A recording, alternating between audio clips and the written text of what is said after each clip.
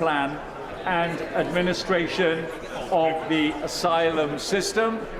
Could members leaving the chamber please do so quietly?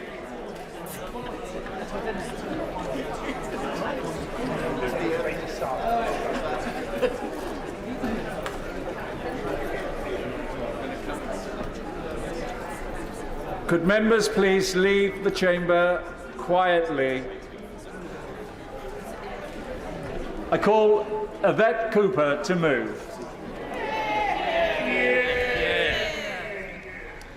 Thank you, Mr. Deputy Speaker. Can I beg to move the humble address before the House to get some basic facts out of government ministers, facts that they have so far been desperate to hide.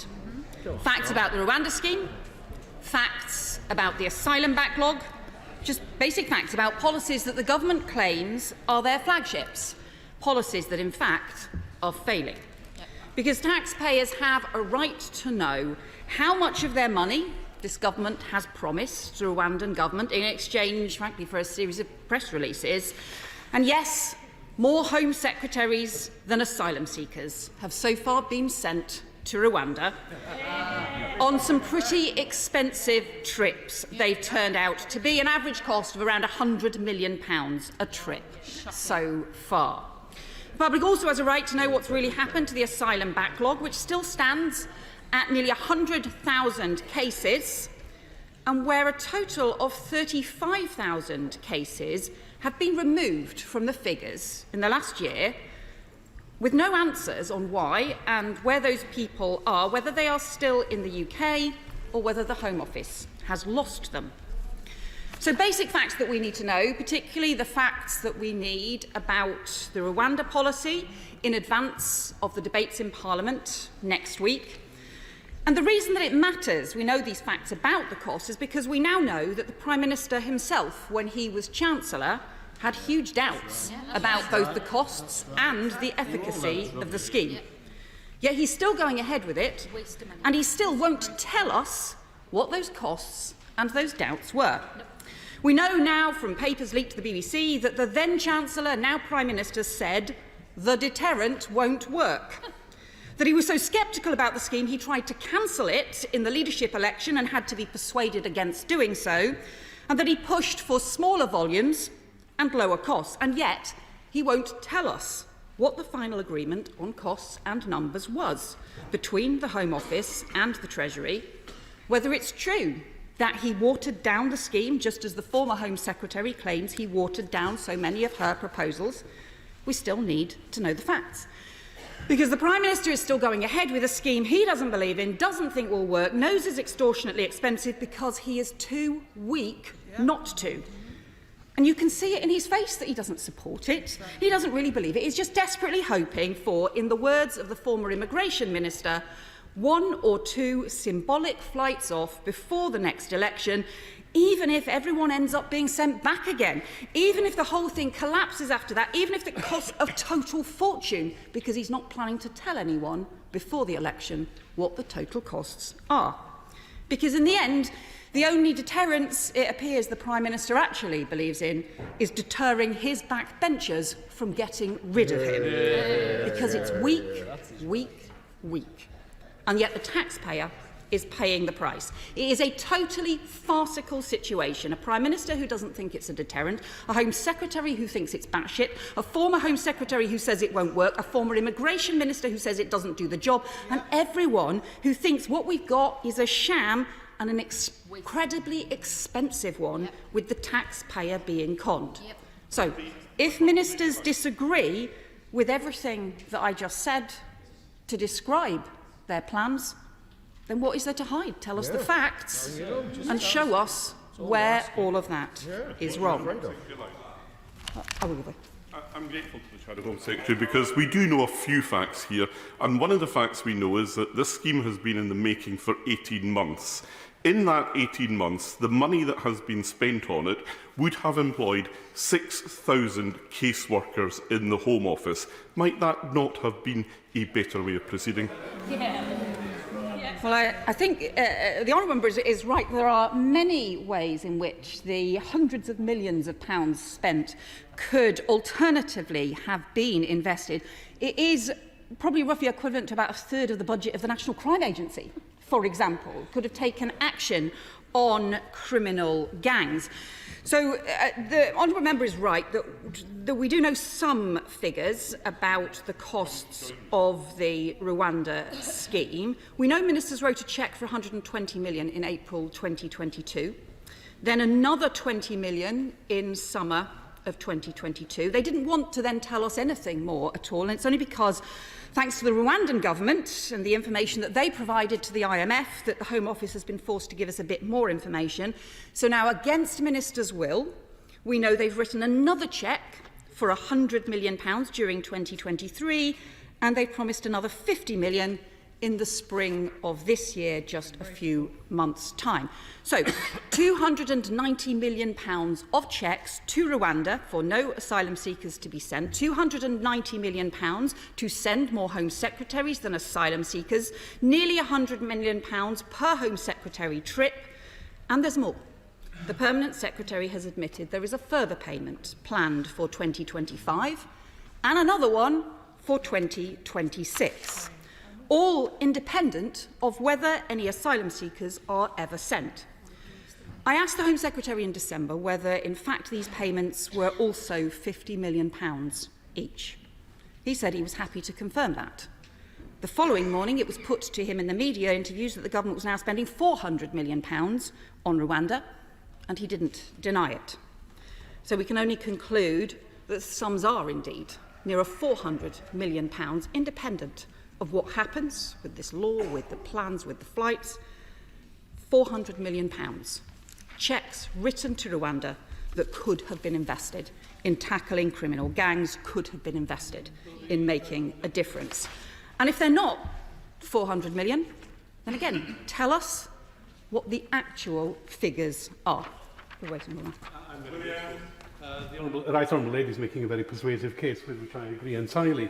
But could she tell me, does the Labour Party have any moral or ethical opposition to processing in third countries? Well, we already have, within the UK asylum system, and have had for a very long time, processing in other countries. For example, the Homes for Ukraine scheme that I think he and I both support means processing cases when they are in other countries. It's also what happened in the Hong Kong scheme as well. So, Mr Deputy Speaker, we know that this is now £400 million. We can conclude it is possibly considerably more. There are additional per-person costs if anyone is actually sent. According to the treaty, to cover their asylum processing, to cover their accommodation costs for 5 years, to cover them for 3 meals a day for 5 years. That is in the treaty. But the government won't tell us how much all of that adds up to.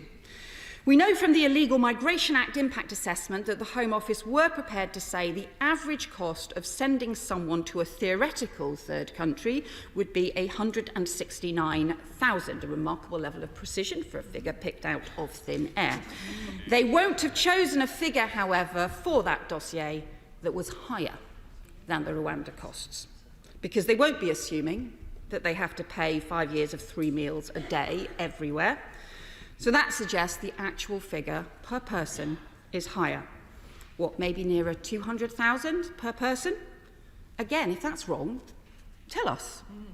Because otherwise, what it suggests is that if the Home Office manages to sort their legal wrangles and get flights off the ground, there is another whopping bill coming.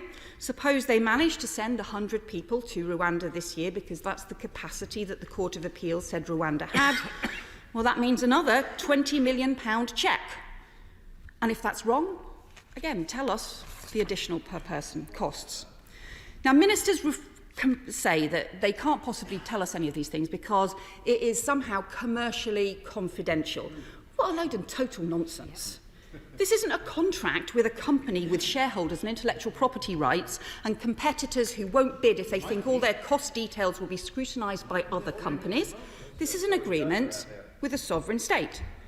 If the Kigali government chooses to contract out to a private provider on housing, that might have some commercial considerations, but that's a matter for them, not for us. They claim that somehow it'll make it harder to agree deals. Well, that's just, again, they're making up these arguments because they're embarrassed by not wanting to reveal the figures. And in other areas, they have told us the facts, because in March 2023, the Prime Minister announced 476 million over 3 years for the agreement with France. It was set out in detail. 124 million in 2023-24, 168 million in 24-25, 184 million in 25 to 26. So we know what the future spending is going to be on that agreement with France. So why not tell us the future spending that's been agreed with Rwanda? In France, the work covers coastal patrols, drones, technology, and we support the work we're being done with France. We do believe it needs to be properly scrutinised to make sure we're getting value for money. But we support working with the police, French police along the coast to prevent dangerous boat crossings and to protect our border security. And we want to go further, working with other countries to tackle the criminal gangs. But why publish those details in full and set them out for several years in advance for France and not for Rwanda? And they can't claim that that's because, well, they might be trying to negotiate other agreements with other countries compared to Rwanda and not with France, because they might have to, in future, negotiate future agreements with Belgium, with the Dutch police, and with other governments, given that the Borders Inspectorate has pointed out that many of the smuggler routes pass through there. But that's not preventing them being public about the facts on the France scheme. So it's time the government just gave us the facts that Parliament would normally be entitled to, that the public and, crucially, the taxpayer should be entitled to. How much of taxpayers' money have they promised to Rwanda for a scheme that is failing? How much?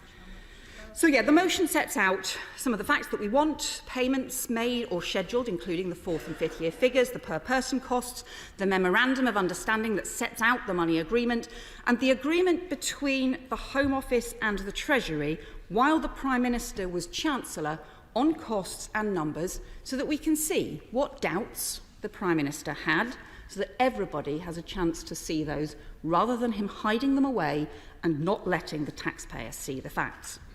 And so we're holding this Opposition Day debate to give the government the chance to give us the proper figures that cross-party select committees, the PAC, the Home Affairs Select Committee and the Liaison Committee, have been asking for. Of course, they've also claimed that none of this matters because it's going to be outweighed by savings from asylum hotels. We'll have to break it to them. All of this money for Rwanda is in addition to asylum hotels. It's been reported this week the Prime Minister has told the Home Office to keep open some asylum hotels. We know their plans for bases and barges have been unravelling. 100 people moved quietly out of Wethersfield in the Home Secretary's constituency and moved into hotels. Plans to put people into Catterick in the Prime Minister's constituency now dropped. It's costing more to keep people on the Bibi Stockholm than it is in hotels. It's total chaos and a total mess, and it is why there are 20% more people in asylum hotels than there were a year ago when the Prime Minister promised to end them. Rwanda doesn't change any of that. And in fact, their migration legislation, supposedly to enable Rwanda, is likely to make the backlog and the costs worse.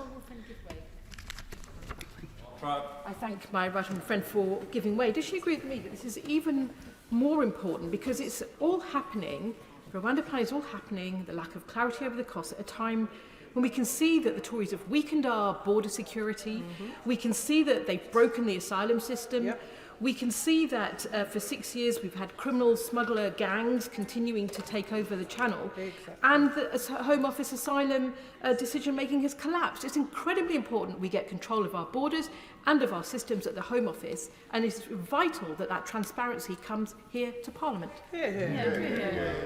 Well, my honourable friend is completely right, because The Conservatives over the last 5 years have let criminal gangs take hold along our borders, along the Channel. That is undermining our border security. We should be strengthening our border security and also fixing the asylum chaos that has built up over the last few years. That includes going after the criminal gangs, includes other stronger border security measures.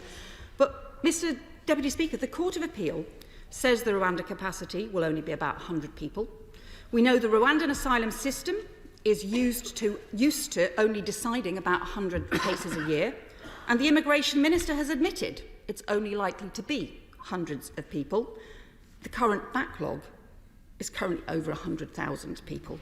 And last year, over 90,000 people applied for asylum in the UK. So we have a policy that will likely cover less than 1% of those arriving in the UK at a cost of hundreds of millions of pounds that the government will not come clean about. And that raises another important question. Before I get to it, I will give way to both honourable members in turn briefly. Give way to the honourable member.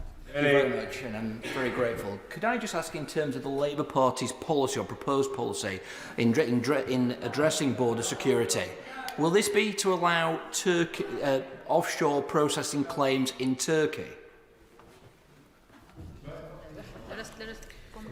Well, I'll just say in theory, if somebody was in Turkey and applied for the Homes for the Homes for Ukraine scheme, then they would be processed while they were in Turkey. But otherwise, it's not clear what it is the government is proposing or that the honourable member is proposing, because nothing has been proposed by the government.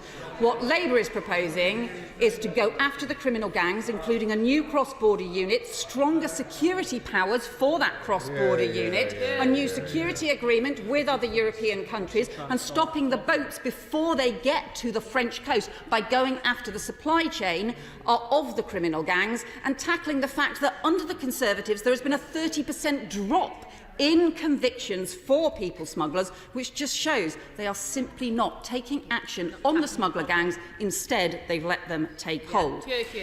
Oh, I'll give way to the honourable friend first. Well said. I thank the right honourable lady for giving way, and she's making an excellent speech. But would she agree with me that the whole Rwanda scheme is compounded by the fact that we actually have to take people from Rwanda as well under this particular scheme? So, what benefit do we get? Well, my honourable friend raises a really interesting point, because it's true that the Rwanda Treaty that has been agreed sets out that, first of all, the UK will need to take some refugees from Rwanda, but there's no specification about who pays for those refugees. We know that people who are transferred to Rwanda will be paid for by the UK taxpayer, and also that people can be returned, for example, if they commit serious crimes in Rwanda. So therefore, foreign national offenders effectively are being returned. Again, question mark, we assume from the lack of information that the UK taxpayer would also pay those costs as well. But again, if there's something different, it would be very helpful to know, and the Minister has the opportunity, in response to this humble address, to provide us with all of those costs too. And this is also an opportunity to, I will give way to my honourable friend in a second, it also raises another important question that we've not yet had answers to, which is about the Illegal Migration Act. The suspended provisions are that the Prime Minister in fact often boasts about as if they are law, but which in fact have never been enacted, mean that everyone who arrived in the country after July 2023 should be detained and removed to a third country. Now, the Home Office has suggested that this will be enacted once the flights start to Rwanda, but already there are over 33,000 cases, likely over 40,000 people on that list. So are the ministers really saying that all of those 40,000 people are going to be sent to Rwanda this year, even if they manage to get flights off? Because at the rate that they're talking about sending people to Rwanda, it will take over 100 years to clear that backlog. And all of those people, presumably in hotel accommodation in the meantime, paid for by the UK taxpayer. So will you tell us what the actual plan is on the Illegal Migration Act? Are they planning to implement the Act if the Rwanda bill goes through and push up the backlog for, a century? Or are they in fact planning an amnesty on the Illegal Migration Act for tens of thousands of people that they haven't admitted to their backbenchers, and they certainly don't admit in the social media graphics that they send out? Let me give way to my friend.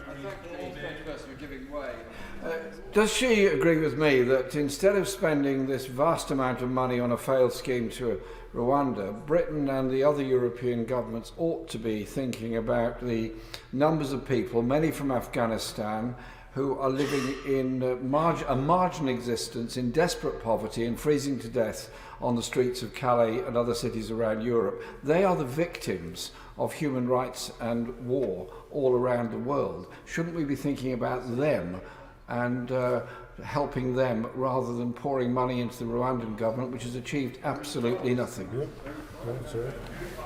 Well, my honourable friend makes an important point about particularly the issues around Afghanistan, where we know that there's been huge persecution by the Taliban. We also know there are people who helped our armed forces and who worked for the UK government effectively in Afghanistan, and as a result of that have been targeted by the Taliban.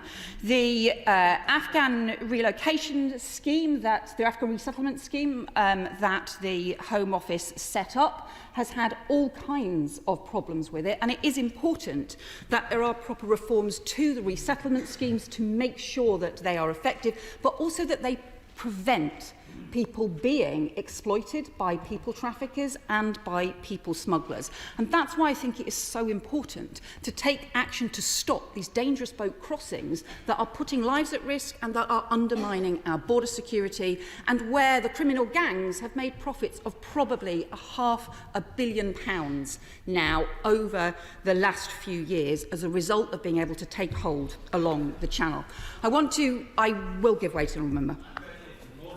She mentioned 34,000 cases so far since the legal migration bill. Of those cases, if they're found to have no credible case for asylum to stay in the United Kingdom, and if they come from countries for whom it's virtually practically impossible to return them, what would she do with those people? Yes. Well, as the honourable member know, we should be returning people who don't have a foundation in persecution or conflict, who don't have a well-founded asylum claim. They should be being returned to their own country. But what he will also know is that there has been a 50% drop in the returns of failed asylum seekers since 2010. That's been a huge drop, and actually what we should be doing is working with a new returns and enforcement unit with proper staffing in place to actually reverse that drop. He will also be aware, because I know that this was evidence that was given to the Home Affairs Select Committee, where I know he has worked immensely hard over many years and takes these issues very seriously, that only 5% of those who arrived from Albania, including on small boats over the last few years, only 5% of those cases have actually been returned to Albania. So whilst we support the Albania agreement, in fact, it's predominantly only being used to return historic cases and actually hasn't been used for exactly the kinds of cases he's talking about, when people should be having cases and decisions made really quickly and should be being returned quickly, and where we should have fast-track decisions being made. Answered a question I didn't ask. Specifically, not Albanians, those people from countries that she knows it is practically impossible to return them. The Iranian government won't let them off the plane. Eritreans would put them in jail and say they would be appealed on human rights. Countries like that, what would her party in the government do with those people in the country, having come here illegally, with no basis on which they can stay and no way of negotiating returns agreements with countries like Iran? Yeah, right. The honourable member will know that from the countries like Eritrea and Iran, very often people are granted asylum, and actually, though they are not going to be sent to Rwanda on his government's policy, because they're only going to be able to take around 100 people a year, around a couple of hundred people a year, at a cost of hundreds of millions of pounds. And that is the core dishonesty and the failure at the heart of the government's programme, that what they're doing is somehow promising people that they're going to make huge changes to the existing system, and actually they're not at all. Instead, if anything, all they are going to do is stack people up in asylum hotels for even longer than the taxpayer is currently funding them, currently a bill for £8 million a day, up from £6 million a day as well. On the asylum backlog, Mr Deputy Speaker, the Prime Minister declared the asylum backlog cleared. That's what he said, which is honestly taking the country for fools. There are 99,000 cases in the backlog. That is probably around over 120,000 people. And all they've tried to do is clear the cases before July 2022. In other words, cases that are already more than 18 months old. Well, frankly, those cases shouldn't be in the system by now anyway. Any properly functioning system would have cleared cases that were more than 18 months old, but that is the scale of Tory chaos. But while they just tried to catch up with themselves, clearing those very old cases, of course, the backlog since July 2022 has doubled. And even their weak and limited target to clear the so-called legacy backlog has failed. 4,500 cases not cleared, and 35,000 cases that have just been withdrawn. So that's what we want the facts about. What's happened to those 35,000 cases? We know from the evidence to the Select Committee in November that 17,000 of them, up to November, the Home Office has no idea where they are. So, of the 35,000, how many of them does the Home Office know to have left the country? How many of them do they know to have deceased or to be duplicate cases? But how many are people who are probably still here, maybe working illegally, maybe starting their asylum application all over again, going back to the beginning of the system, maybe destitute on the streets, whatever has happened to them, still here and the Home Office not having a clue. So can he give us that breakdown of the 35,000? Because otherwise, and whether there's enforcement action taken, if those cases are people who shouldn't be, leave it be here, because otherwise all this looks like is more smoke and mirrors from a dodgy salesman PM. We do support some of the government's measures around France, and we support the agreement with Albania. We want to see more proper international cooperation like that, and we should be going on steroids to tackle the criminal gangs. I will just give way one more time because I need to finish to let other people speak. Thank you, Mr Deputy Speaker. I thank my right honourable friend for giving way. She will recall that at the end of the last Labour government, there were returns at the rate of one every 8 minutes. Doesn't that really demonstrate that where there's a will to deal with this, we can tackle those who shouldn't be in the country and welcome those who should? Well, my honourable friend is right, and that's why we at Labour will set up a new returns unit, 1,000-strong staff to do returns and enforcement, to actually get returns agreements in place, to go through individual cases and to reverse this 50% drop in the returns that has taken place since 2010. Because as part of our 5-point plan to strengthen border security, fix the Tories asylum chaos, instead of the Rwanda scheme, using that money to fund proper action to go after the criminal gangs, new cross-border police, stronger powers similar to counter-terror powers, new security agreements with Europol and other countries, stopping the boats reaching the French coast in the first place, properly clearing the backlog, ending hotel use, a major returns and enforcement unit, alongside reform to resettlement routes, so the UK continues to do our bit to help those fleeing conflict and persecution, but so we prevent people being exploited by criminal gangs, and proper international cooperation and plans to deal with the problems at source, providing support for refugees in the region, something that this government has repeatedly cut back. We believe in strong border security and a properly controlled and managed asylum system, so the UK does its bit to help those fleeing persecution and conflict, as we've always done, but those with no right to be here are swiftly returned. Under the Tories, We have none of those things. We just have chaos. We just have a con. 5 broken promises from a failing Prime Minister. To clear the backlog, it's still 100,000. To stop the boats last year, it was the 2nd highest on record. To end hotel use, instead it went up, not down. To return everyone when returns are down 50%. To pass a new law, which, to be fair, he did pass a new law, he just didn't implement it. And that is the problem with this Prime Minister. Shiny graphics, but shoddy gimmicks. Wide-eyed promises, but never delivering. They all know it. They all know it. That's why all of them should be calling for the same facts as us, because it will expose what is really going on in this government, the con on everyone. So stop letting their own front bench play smoke and mirrors. They should be asking for those figures. The House should be getting those figures. Those are the figures we need. That is what the humble address should deliver. I move it to put it to the House. Question is, as on the order paper, Minister Tom Percival. Well, thank you, Mr Deputy Speaker, and the opposition benches may not believe this, but I have to say that I'm very grateful to them for giving us this opportunity this afternoon to debate this important issue, one that undoubtedly matters to people across this country, and let's set the record straight. And I'm grateful because it does provide me with the opportunity to highlight the fact that this government has a plan, a credible plan, to tackle illegal migration. And some things never change. When I moved on to the DWP in October 2022, the party opposite had no credible plan. I returned 14 months later, and guess what? There's still no credible plan. Some things never change. And it's same old Labour, ignoring the British people's priorities, wanting to try and glide to power under the radar without saying anything credible about these issues. In contrast, we have a credible plan and we are working through it. It is delivering results. And one aspect, one plank of that plan should not be seen in isolation. It needs to be seen in a joined-up way. Small boats arrivals to the UK were down by 1/3 last year. And they may not want to hear that, but that reflects the fact that the plan and the earlier steps that were taken are working. This bucked the trend that was seen across Europe, where illegal migration had risen.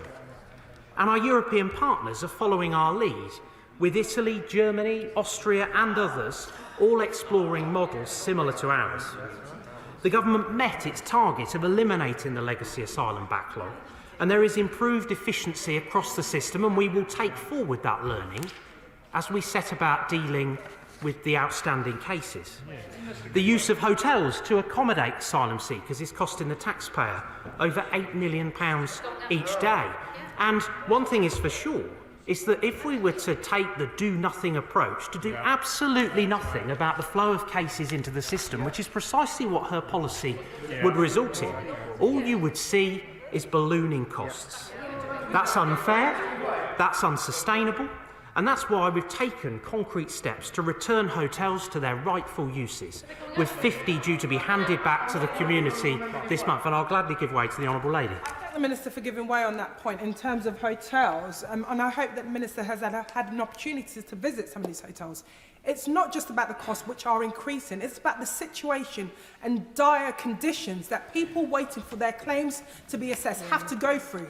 Families living in rooms, no access to food, no access for space for their children to learn. It is not a nice environment for people who just want their claims assessed. Will the Minister get to grips with that, please? I think it is absolutely right that the government prioritises closing hotels. That is a policy that we have set, that we are delivering against. They keep saying that it's going up. What we are seeing is hotels being closed.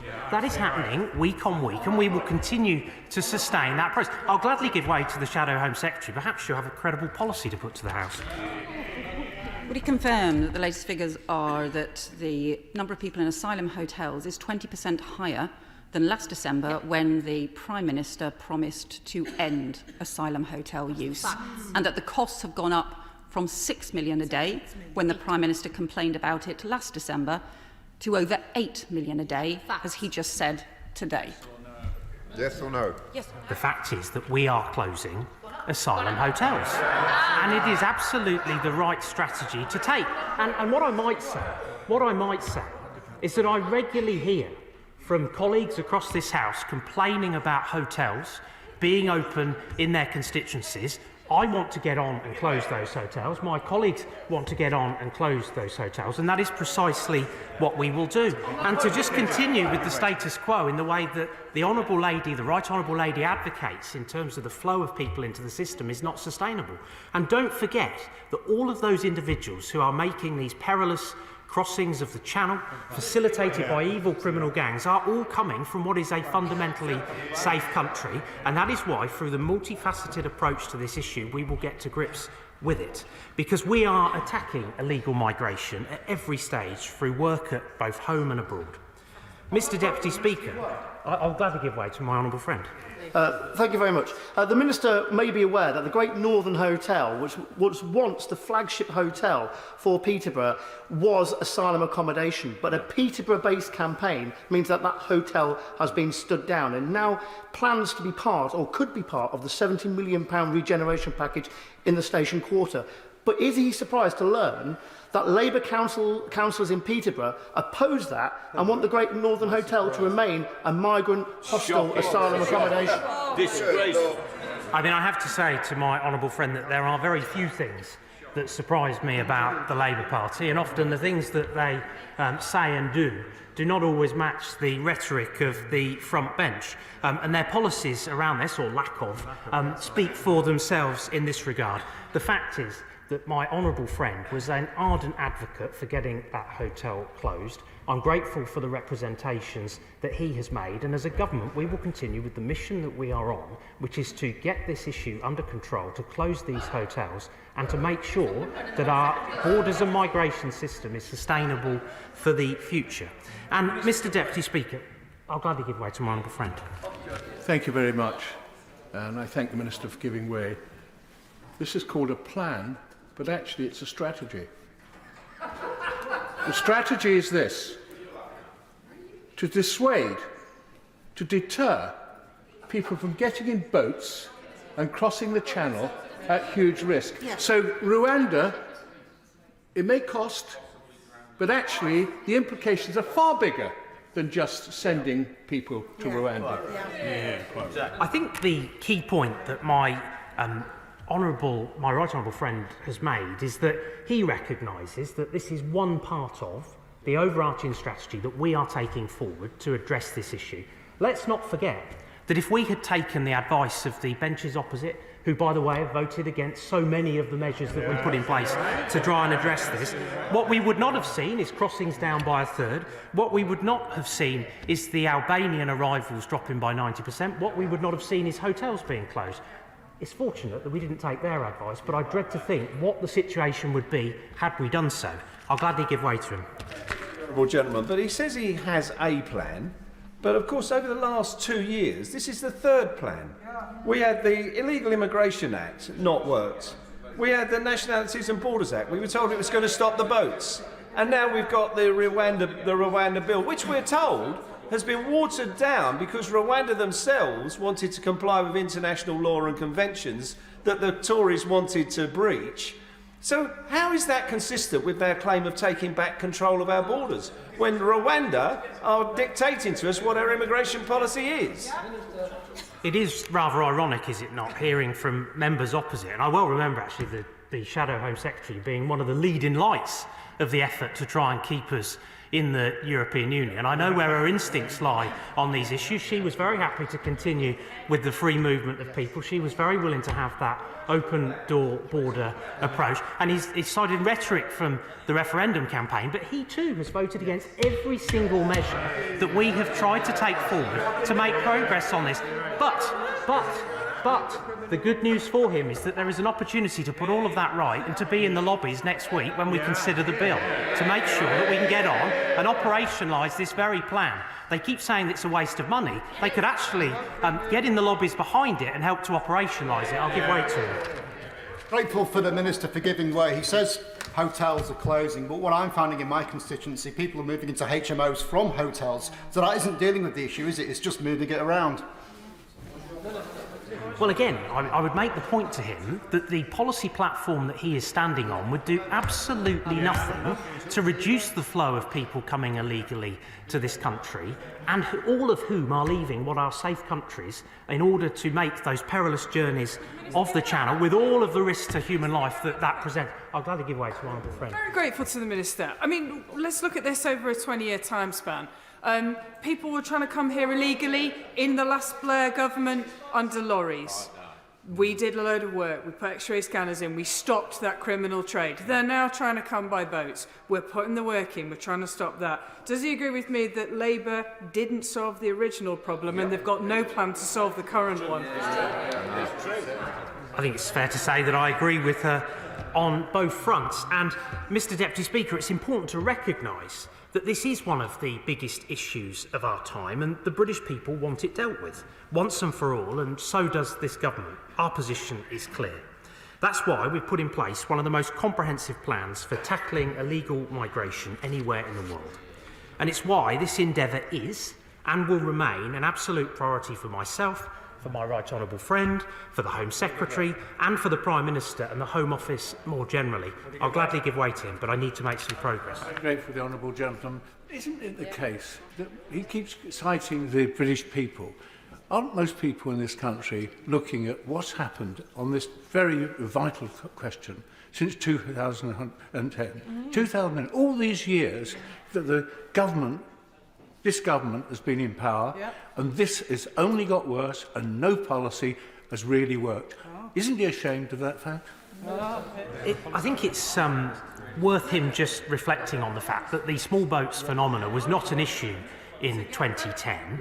And again, yet another Labour member of this House who has voted repeatedly against the various efforts that we have sought to make that have started to really deliver on the progress that I believe the British people want to see.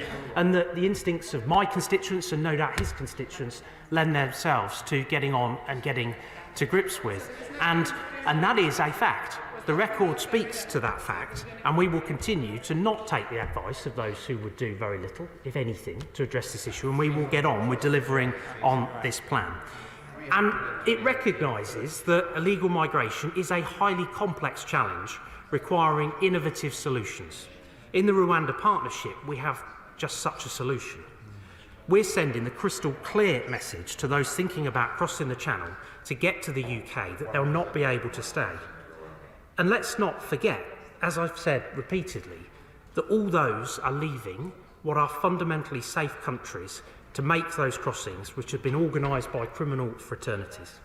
Of course, it's true to say that the creation and implementation of a novel approach such as this comes with an expected cost. To date, 240 million has been paid to Rwanda, and those figures have been provided to Parliament.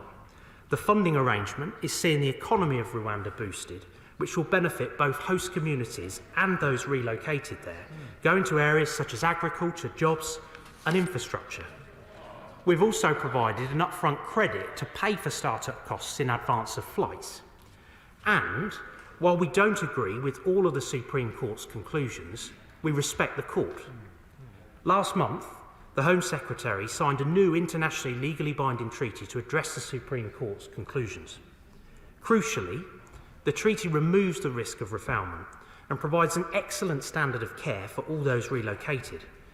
Both countries' adherence to their obligations will be robustly monitored.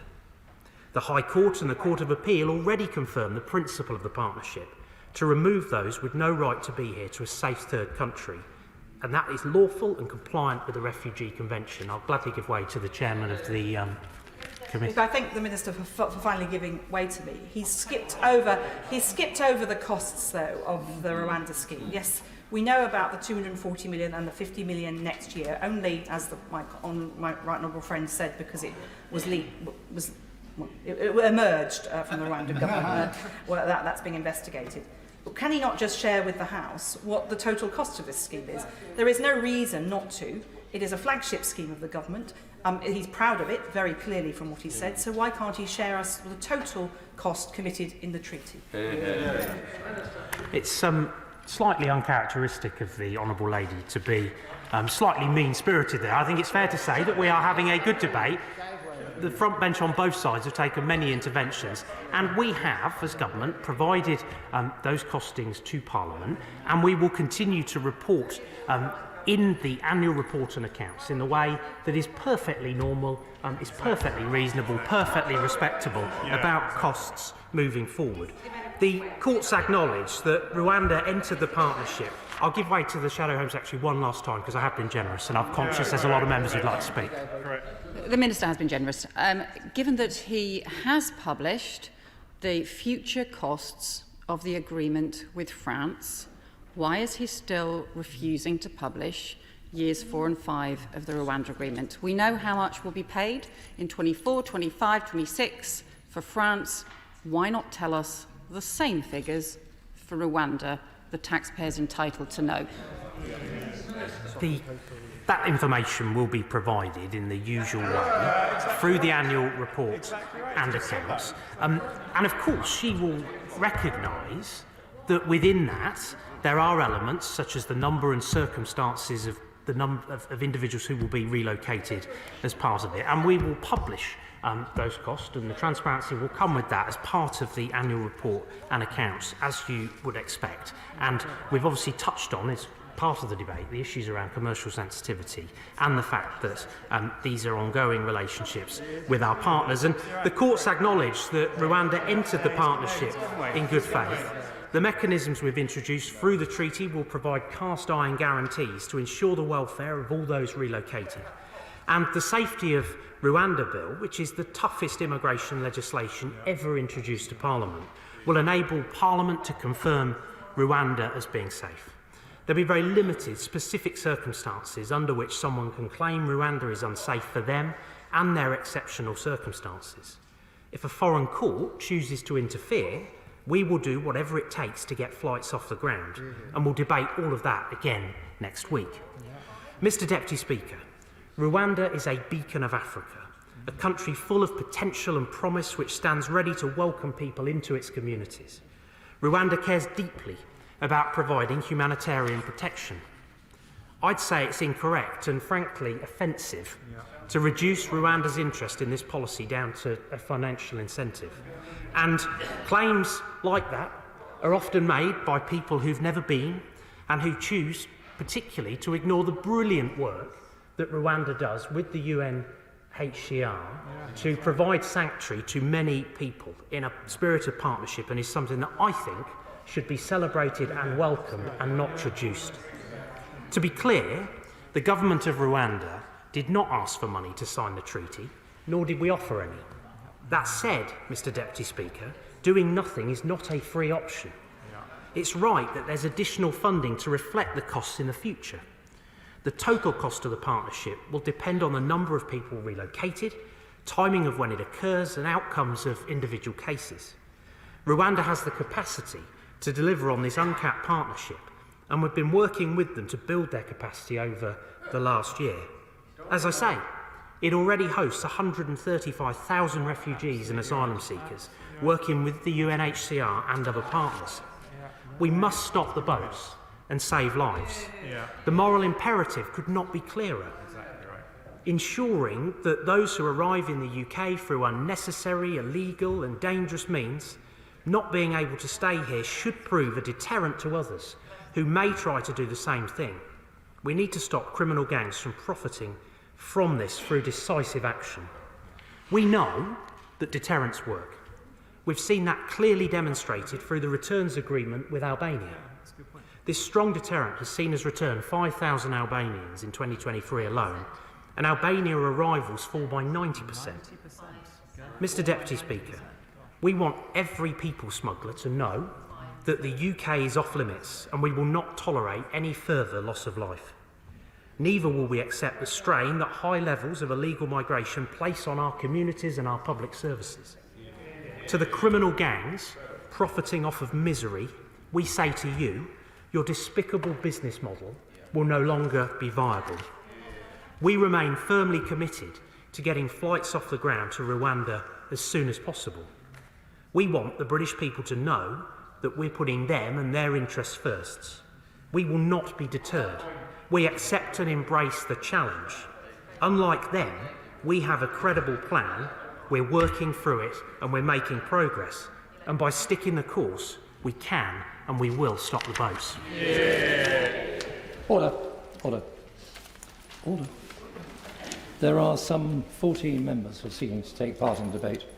We have to go into the wind-ups at about 20 to 7. By my miserable maths, that means I need to put an immediate time limit of 5 minutes on speeches after the SNP spokesman. I may have to bring that down. We'll see how we go. Alison Thulis. Thank you very much, Mr Deputy Speaker. I would like to put on record yet again the SNP wholeheartedly oppose the principle of the Rwanda plan, of offshoring people as if they were some kind of tiresome trash that the UK doesn't want to deal with, a plan that amounts simply to state-sponsored people trafficking. It isn't just about the money, as Labour have set out in their motion today, as egregious and obscene a waste of money this is. It's about how we treat our fellow human beings. People who have experienced torture, seen their families murdered, are running from horrors that we are fortunate never to have known. They deserve much better than being yeeted to Rwanda, a country that the Supreme Court has found is both unsafe and without the administrative capacity to take on this sensitive role the UK government is putting upon them. According to the latest UNHCR data, the majority of those who do flee, some 69%, stay in neighbouring countries. Low and middle income countries currently host 75% of the world's refugees and other people in need of international protection. For those that do make it to our shores, they are more often than not already with ties to the UK, ties of a family, of language, or the long legacy of war and empire. UK ministers often make the wild assertion that the 110 million displaced people around the world are somehow all making their way to Dover, and that the Rwanda plan is some kind of deterrent. This is not an assertion based in reality. I would like to make some progress on the speech because, as the Speaker has said, we're quite short of time. To take Afghanistan as an example, 6 million Afghans have been classed by UNHCR as refugees. 91% of those Afghans have stayed in neighbouring countries. 3.5 million almost in Iran, just over 2 million in Pakistan. There are 239,600 in Germany, 71,200 in France, and just 12,200 in the UK, a mere 0.2% of the total. Yet Afghans have... If Scotland was an independent country, given there are 100 million people displaced, how many people would Scotland take in? I've just made the point that of those 110 million people, a very tiny proportion actually come. And I would also like to point out to him that putting a very specific number cap on things hasn't worked either. I remember the government across the way saying they were going to get net migration down to the tens of thousands, and that hasn't worked either. So our numbers are not worth speaking about in this debate in the way that he thinks that they are. It's a spurious argument, and he should learn to look much harder at this issue rather than putting a very basic interpretation onto this argument.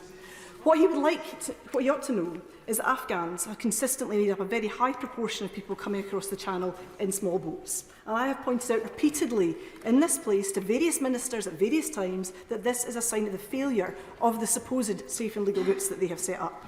For every one Afghan who's arrived in a resettlement scheme, around 90 have arrived by small boat. Just imagine that if the UK government schemes were not so riddled with incompetence, no Afghan need risk setting foot on a dinghy. No person need sell everything they own, be exploited, beg, borrow and steal, and be bonded in debt to people smugglers at all if they had schemes that actually worked.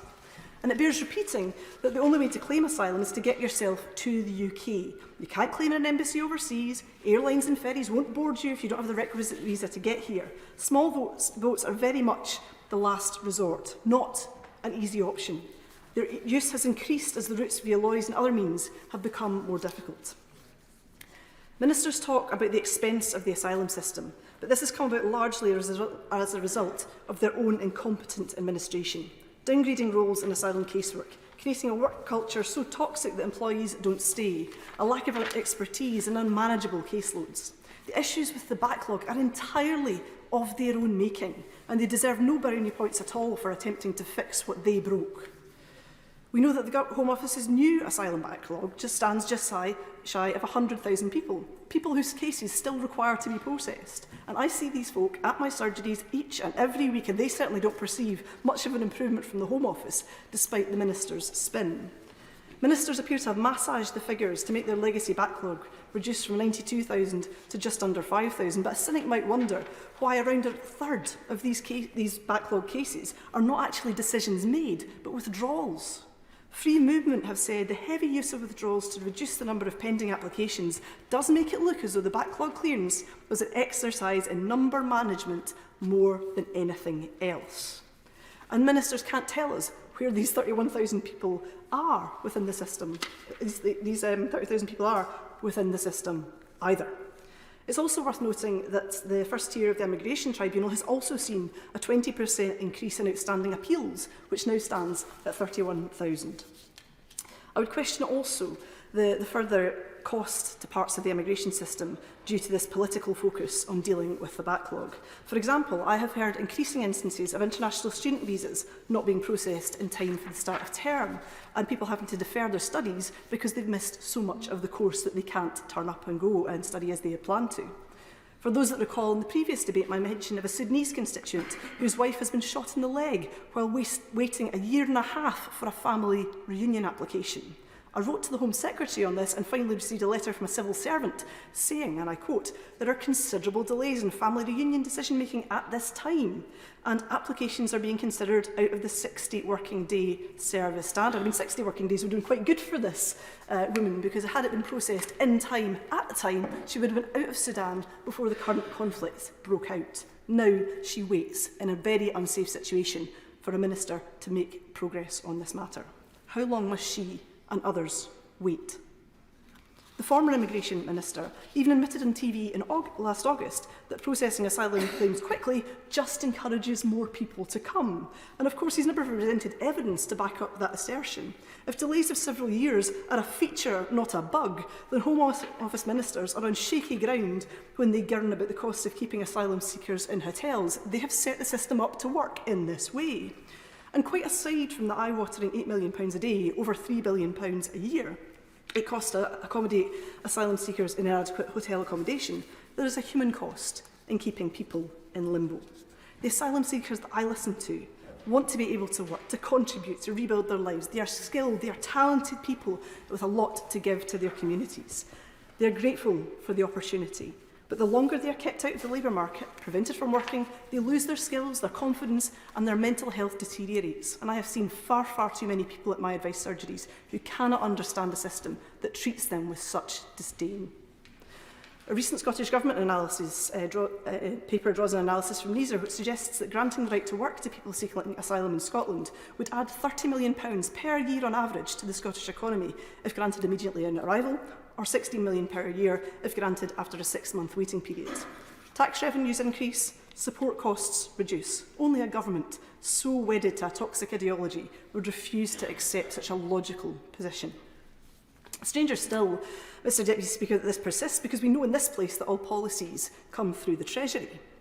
The Prime Minister himself apparently voiced concerns regarding the cost of the Rwanda policy during his time as Chancellor, as it was reported that he wished to pursue smaller volumes initially, 500 instead of 1,500 in the first year of the scheme, 3,000 instead of 5,000 in years 2 and 3.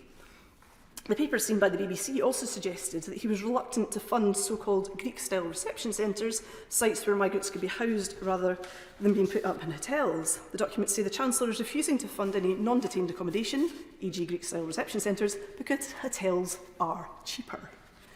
We can see this quite clearly from the example of the Bibby Stockholm, which over £22 million is more expensive per night than putting people in hotels. Neither the Minister for Legal Migration and Delivery nor the Director-General for Migration and Borders at the Home Office could vouch for the value for money of this vessel or provide comparative figures when they came to the Home Affairs Select Committee in December.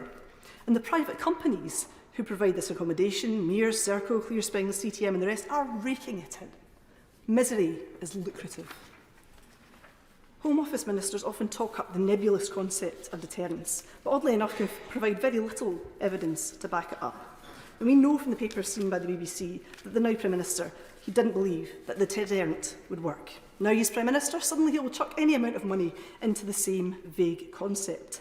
The Minister said it was the toughest bill ever, well, since the last one, and the one before that, neither of which have worked, and some of which haven't even been implemented.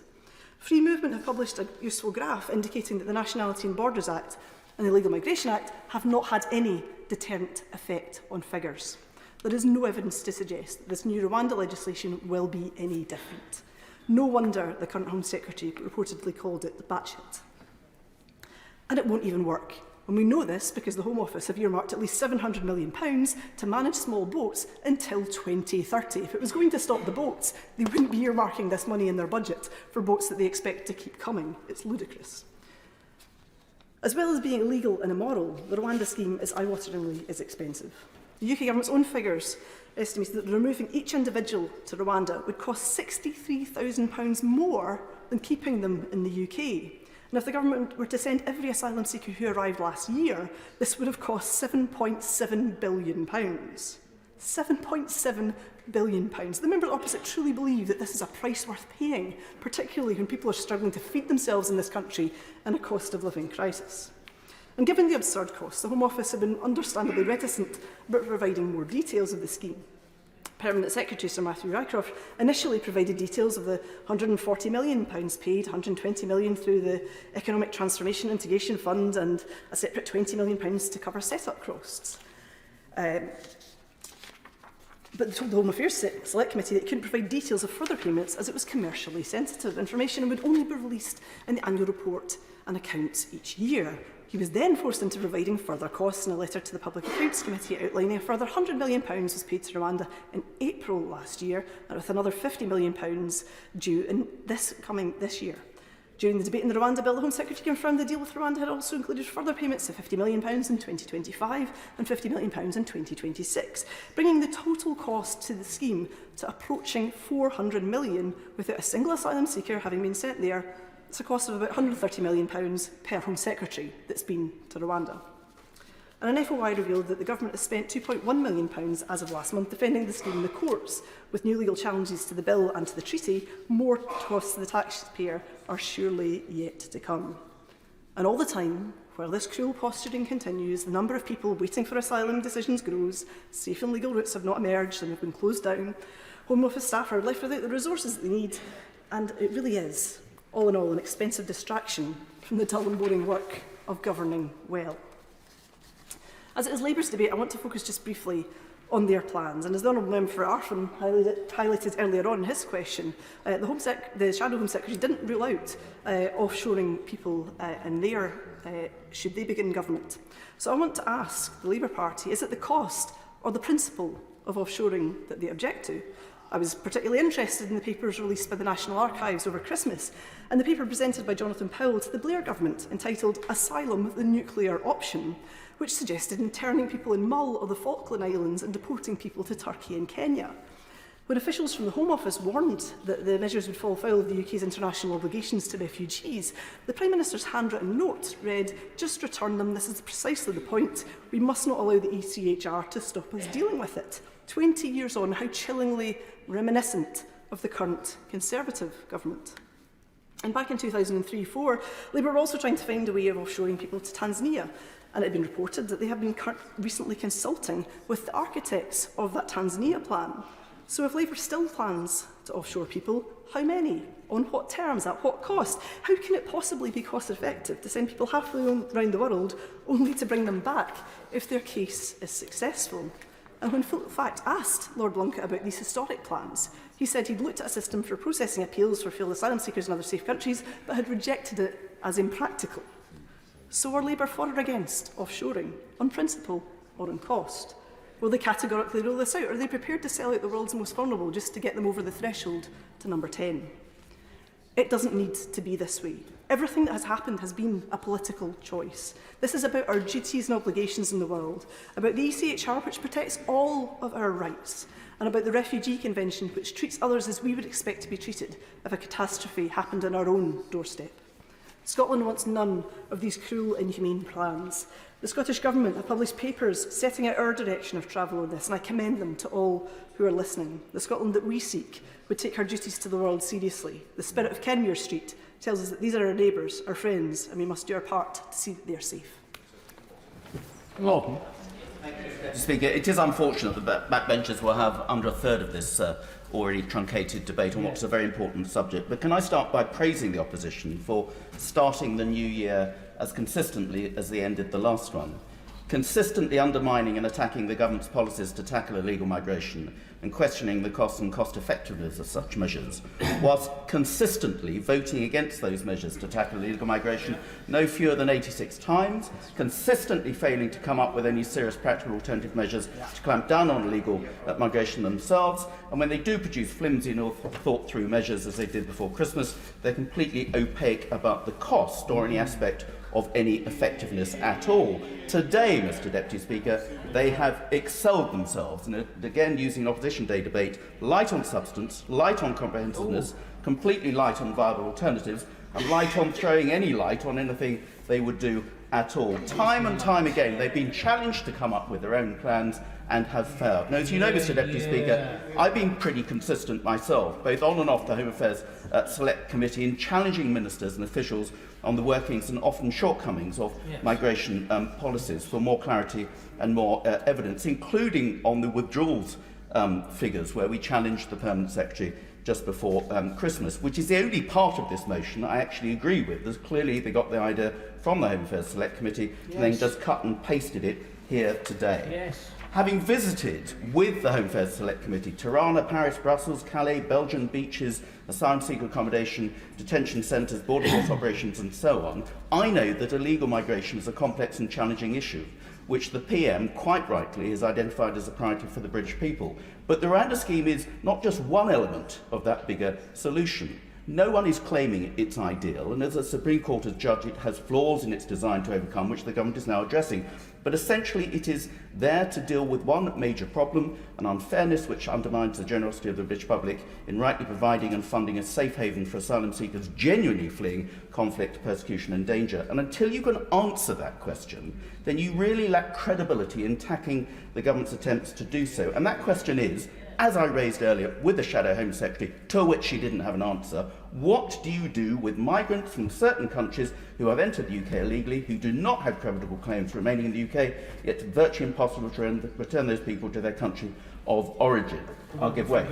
And on that point, he will know, and I know from my own experience with foreign national offenders, how difficult it is for countries of origin to accept them back. Very often they just won't acknowledge their existence because, of course, it's not going to be in their interest to take back people who they might think are a detriment to them. And he mentions Eritrea, Vietnam, there's a lot of other countries. This is difficult stuff, and he's right to press the loyal opposition to come up with something more than the sound bites that we've heard. Well, I completely agree with my right honourable friend, because effectively, once those people make it into British territorial waters, they're effectively guaranteed to be living in the UK at the UK taxpayers' expense for the foreseeable future. And that's why the Rwanda scheme aims to address. It's a deterrent to stop people making that dangerous journey in the first place. And it will become a lottery whether they end up in a hotel in Kent or on a plane to Rwanda. And I've said time and time again, when the Home Affairs Select Committee went to Calais in January, we were told by all the officials dealing with the schemes over there that when the government announced the Rwanda scheme initially, there was a surge in people at Calais seeking to regularise their migration status in France because they did not want to risk being put on that plane to Uganda. So we know it has a deterrent effect. I will one last time. A member of the Home Affairs Select Committee, would he agree that those same officials said it was crucial that the United Kingdom government have a strong deterrent policy as part of the other policies to protect our borders? Right, and other countries have shown an interest in it, as did the officials when we spoke to them in France. And other countries want a part of the action that Rwanda may be getting. Once this scheme actually starts, it can unlock a whole host of opportunities. And I hope that ultimately we can have a series of European countries, particularly in North Europe, working together on a multifaceted networked Rwanda-type scheme. So people smugglers thrive on any attempts to suggest that schemes like this will actually not take off. So the opposition is doing a disservice and actually only playing into the hands of the people smugglers by trying to undermine the Rwanda scheme without coming up with any alternative that would seriously damage the trade of the people smugglers in the first place. So it's right that we should give the Rwanda scheme space to get off the ground, literally, and it's also right we should scrutinise the effectiveness of the scheme.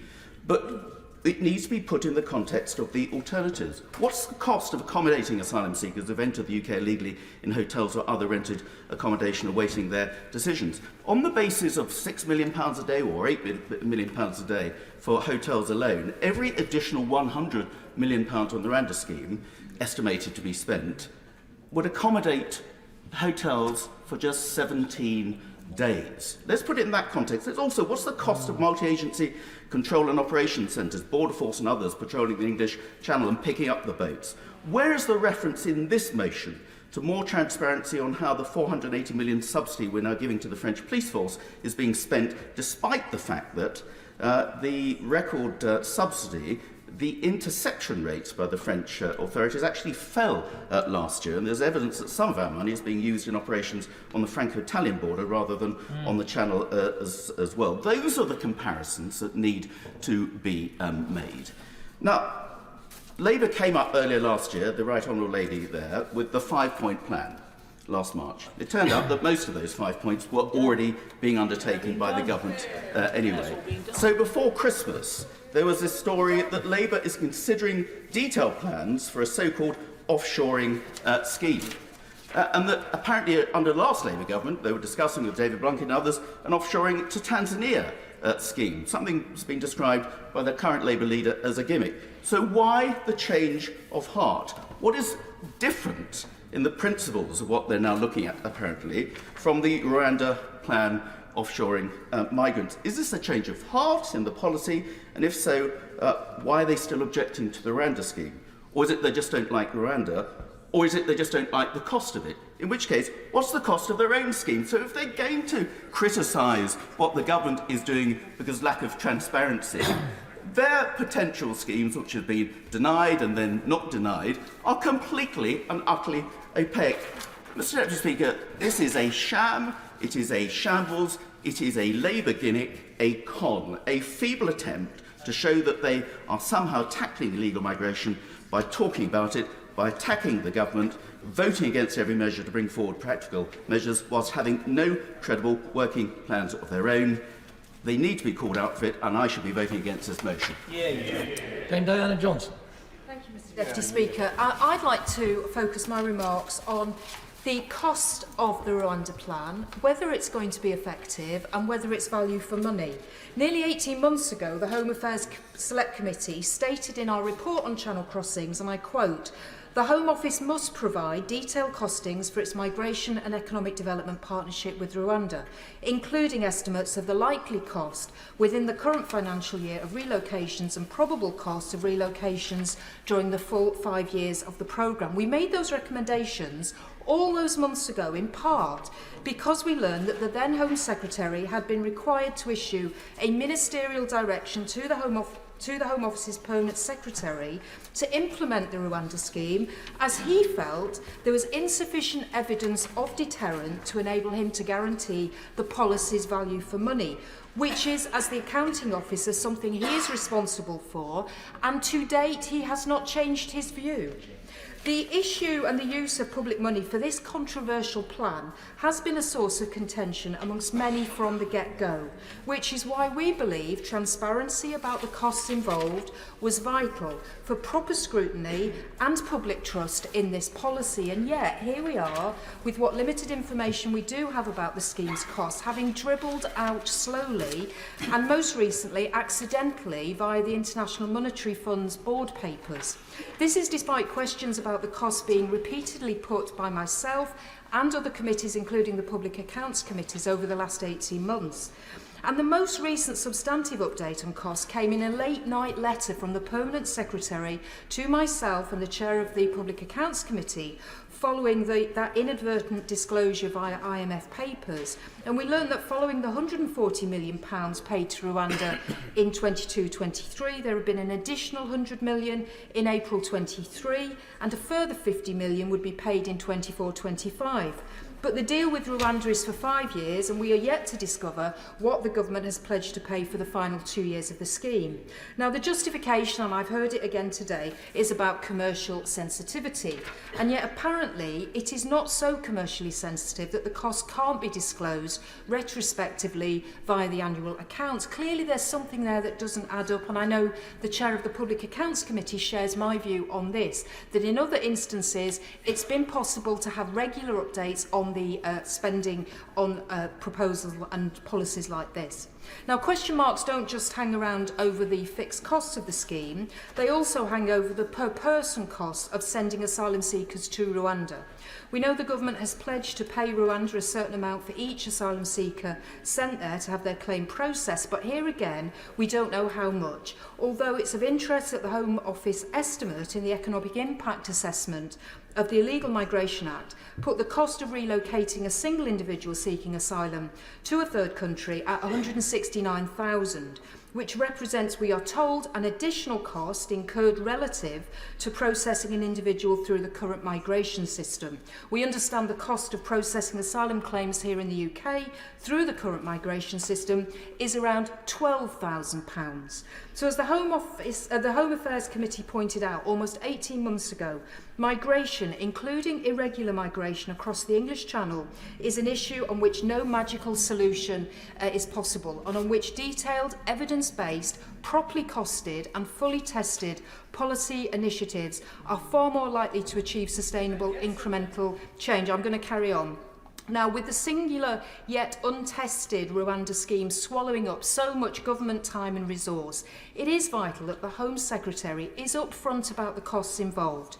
This is about public money being paid by the UK to Rwanda on an issue of great concern to the British people. It's not private funds being exchanged between two companies. And as the Institute for Government point out, good scrutiny really can contribute to good government. Transparency is key to unlocking good public policy. It's therefore absolutely right that Parliament asks and gets detailed responses to questions concerning the cost of the government's Rwanda plan and administration of the asylum system. This is about Parliament being able to do its fundamental job of scrutiny, holding the executive to account. I haven't got time to ask all the other questions I'd like to raise, which relate to the treaty that's been signed, the new appeal system, the right to legal advice for all asylum seekers sent to Rwanda. Will there be additional monies being paid by the British government for all of those? But I hope the Minister will come clean in his winding up as to the exact figures that this scheme is costing. Order. In order to accommodate all members as best I can, after Sir Robert Buckland, the time limit is going to have to drop to 4 minutes. Sir Robert Buckland. Mr Deputy Speaker, it's a pleasure to follow the Honourable Lady, the Chair of the Home Affairs Select Committee, and I must say that I think in her speech she actually addresses the motion that's tabled in the name of her front bench and actually comes to the meat of the issues in a very succinct way. And I think the arguments that she has put before the House are ones that are legitimate, they are ones that merit close scrutiny by both her committee and indeed the Public Accounts Committee, and were indeed the subject of a letter that I know that she jointly sent with the chair of that committee on the 8th of December. And I'm putting my Select Committee chair hat on. I associate myself with those remarks in a spirit of cross-party cooperation. However, it does seem to me, Mr Deputy Speaker, that the front bench have stumbled in to what is, frankly, a debate between the select committees and the government. And frankly, they've missed a trick on this motion, because whilst we are now becoming used to humble addresses, they became very much a fad and a fashion, much beloved of the now leader of the opposition when he was Shadow Brexit Secretary back in 2017-2018. Those of us in that Parliament perhaps don't want to be reminded of those times. I certainly remember being on that front bench as Solicitor General during the great debate on the contempt of Parliament that we well remember. I bear the scars on my back. I could simply fold my arms and say that humble addresses are very 2019 and perhaps we've moved on. But I don't do that because a number of humble addresses in the past, or resolutions related to humble addresses, have not related to disclosure to the full House, but disclosure direct to select committees. And here is the point that perhaps we could have reached some compromise on. because select committees are more than capable, through the good offices of their chairs and their clerks, to hold sensitive information in a confidential way and yet still provide that scrutiny and accountability that clearly Parliament is here to do. It's been done in the past, and it may well be on this occasion that my honourable and right honourable friends on the front bench should actively consider whether or not, if there is commercially sensitive information, it can be shared in a sensible way with the appropriate select committees. And I think the honourable lady, yes, and of course I'll give way. To the right honourable gentleman, and he makes an interesting point, because both the Home Affairs Select Committee and the Public Accounts Committee have asked for information that we would hold confidentially, just so we can reassure ourselves about the value for money of these schemes. And we've been refused by the Home Office to have that information, sadly.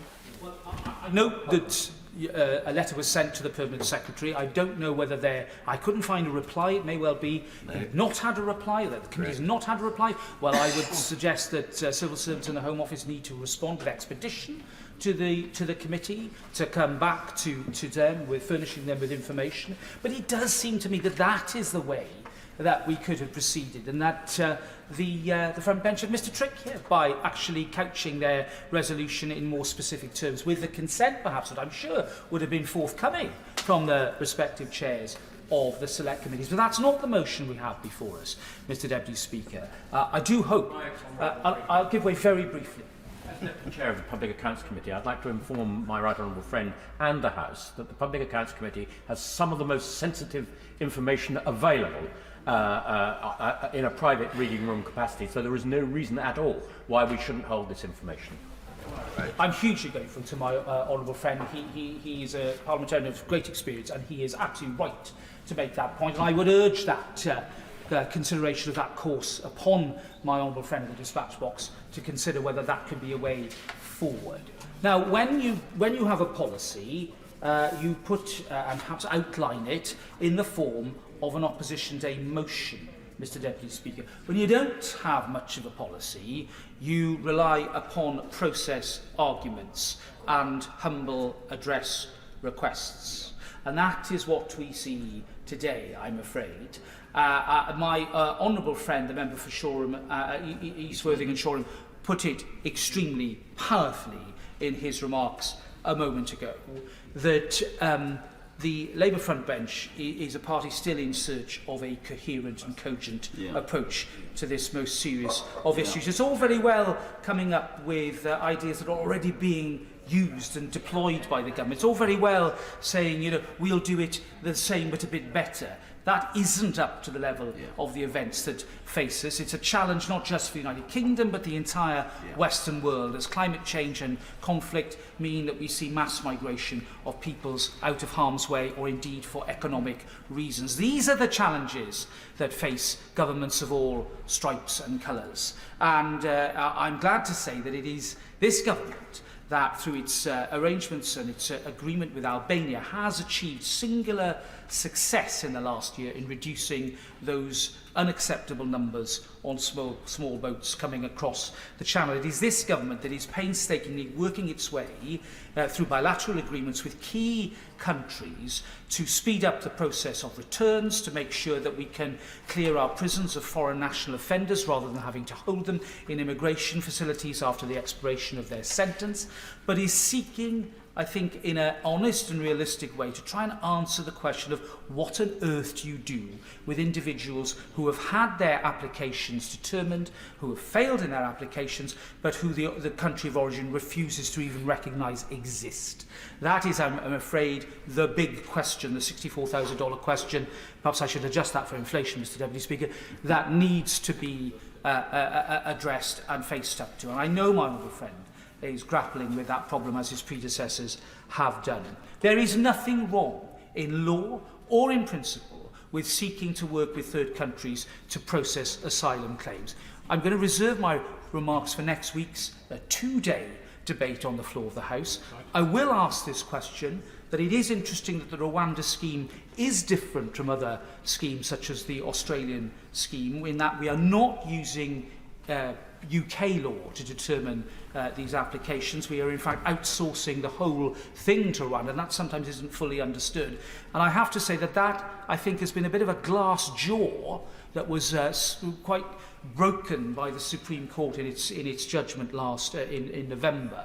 But having said that, we are in a position now where I think that we have a government that is seeking maturely to try and deal with the position, and an opposition that is saying that even if Rwanda works, they won't do it.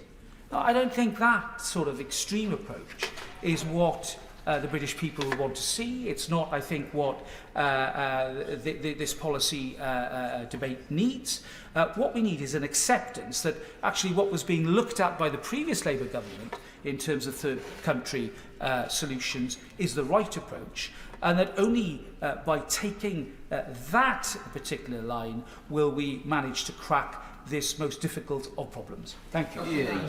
Thank you, Mr Deputy Speaker. The unworkability and costs of the Rwanda scheme are representative of this government's dysfunctional approach to asylum application as a whole. Faced with an election this year and having failed to stop the boats, indeed, the failure was such that 2023 was the second highest year ever in terms of the number of boat crossings. The grand plan is now to embark on a £400 million gamble on the promise to stop the boats. That's £400 million of taxpayers' money being lumped on one number at the roulette table, with nothing other than blind faith being relied upon that this scheme will actually deal with the problem. What started as distraction tactics as part of Operation Save Big Dog has become a central government policy as part of Operation Save Ourselves. And I'm probably overstating it by saying blind faith has been shown in the plan. The Prime Minister, the Home Secretary, the previous Home Secretary and the previous Immigration Minister all seem to have privately had doubts about it when in office.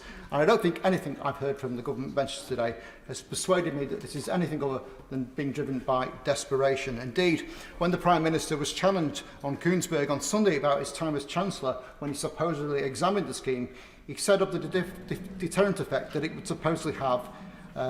In effect, he said, "We haven't tried this before, so we might as well give it a go." His precise words were, "This hasn't been tried before in our country. It's fair to say it's novel. I've been very clear that this is a novel scheme." Well, I'm all for innovation, but £400 million being spent on something on the basis that we haven't tried it before ought to be ringing alarm bells, particularly when nothing else that this government has tried has stopped the boats either. It seems that the government's approach now is, in effect, its third time lucky. So that's £400 million at least. No, I haven't got time, sorry. So it's £400 million at least, and there may be other costs we don't know about, which is why our motion is so important. And I thought taking back control meant an end to handing over millions of pounds to foreign powers without anything coming back in return. The government's own impact assessment says it is uncertain what level of deterrence it will have, and given deterrence is the whole point of the bill, there really couldn't be a clearer case of the headline first approach that this government takes from so many things, which is why from housing to health to education to the economy, we are in such a mess. The most optimistic scenario is that about 1% of those across the channel can expect to be sent to Rwanda. That's if all the numerous hurdles we've talked about are overcome. Is there really anyone who's going to say, oh, that 1% risk is not something I'm going to take a chance on? Of course not. It's just a giant smokescreen to cover up the government's many failings. And those who work day to day in housing asylum seekers don't appear to have much confidence in the likelihood of there being any deterrent effect either.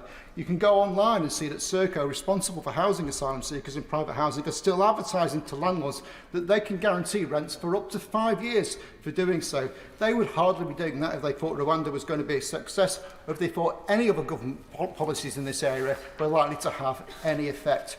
So in conclusion, Mr Deputy Speaker, there is nothing I've seen from the Rwanda agreement that will deliver on the claims that are being made about it. Never before has so much been given by so many for so little in return. And when we have record taxation levels, public services on their knees and record government debt, it is right that we challenge and question whether all this expenditure does what it says on the tin. It does actually seem, that the Prime Minister agrees with our approach. And I'll end with some words from his appearance on Koonsberg on Sunday. Again, when he was asked about the examination of the scheme, he said, "You should always ask probing questions. You should always approach things from a position of scepticism to ensure that you get value for money for taxpayers." And that exactly is what the Labour motion seeks to do. And the fact that the government are set to oppose it says to me everything that we need to know about why there is so little confidence that this scheme will deliver. Putting Rwanda rhetoric ahead of reality is a really poor way to run the country, and it is no wonder with such an approach that that government is running scared of the people's verdict. Robert Sims. Thank you very much. When I first came into the House, I was on the immigration bill under Labour government, and the key difficulty was people coming on aircraft and ferries and in lorries, road haulers. And that was dealt with eventually, particularly in places like Dover, by putting in machinery to look at the heat for bodies, and that stopped that trade. But this is a very profitable trade. Yep. And there are very inventive people, criminals. They look for how they can get around. And they decided that rubber boats were one way of getting people in. And our maritime tradition and the treaties we've signed up to over hundreds of years mean it's very difficult to deal with people once they set off to sea. And the government have a plan, and they have a strategy to deal with this.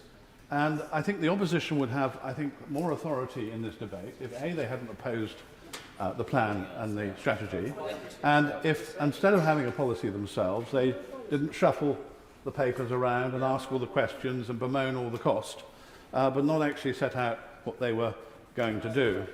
And of course the humble address wants paperwork and more paperwork and more paperwork. Governments actually have internal debates and then they come to a fixed position.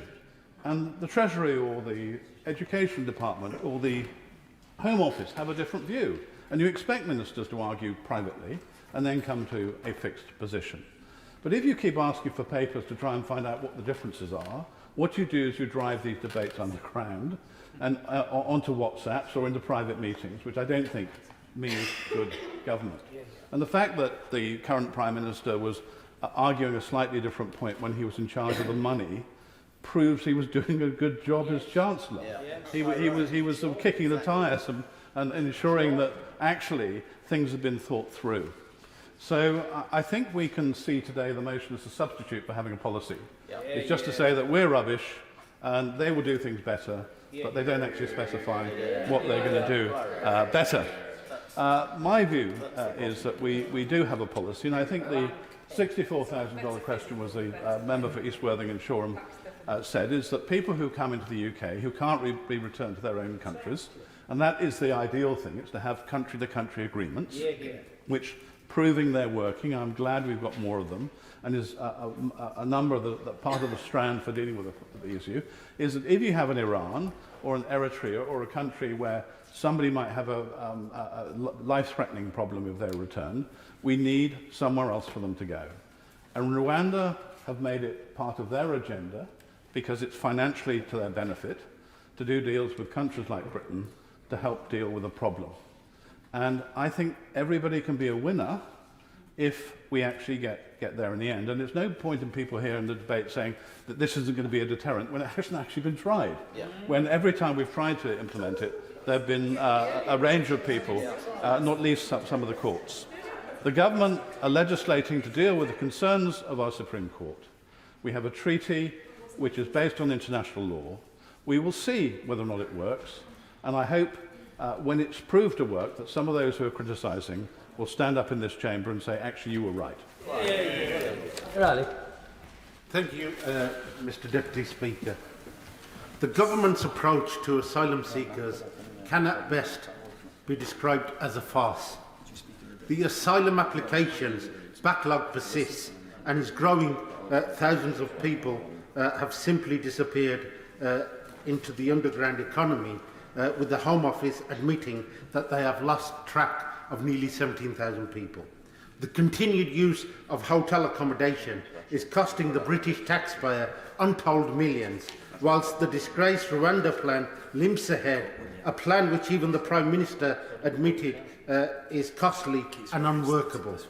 It is no surprise, therefore, that the government continues to refuse to disclose the full cost of the scheme.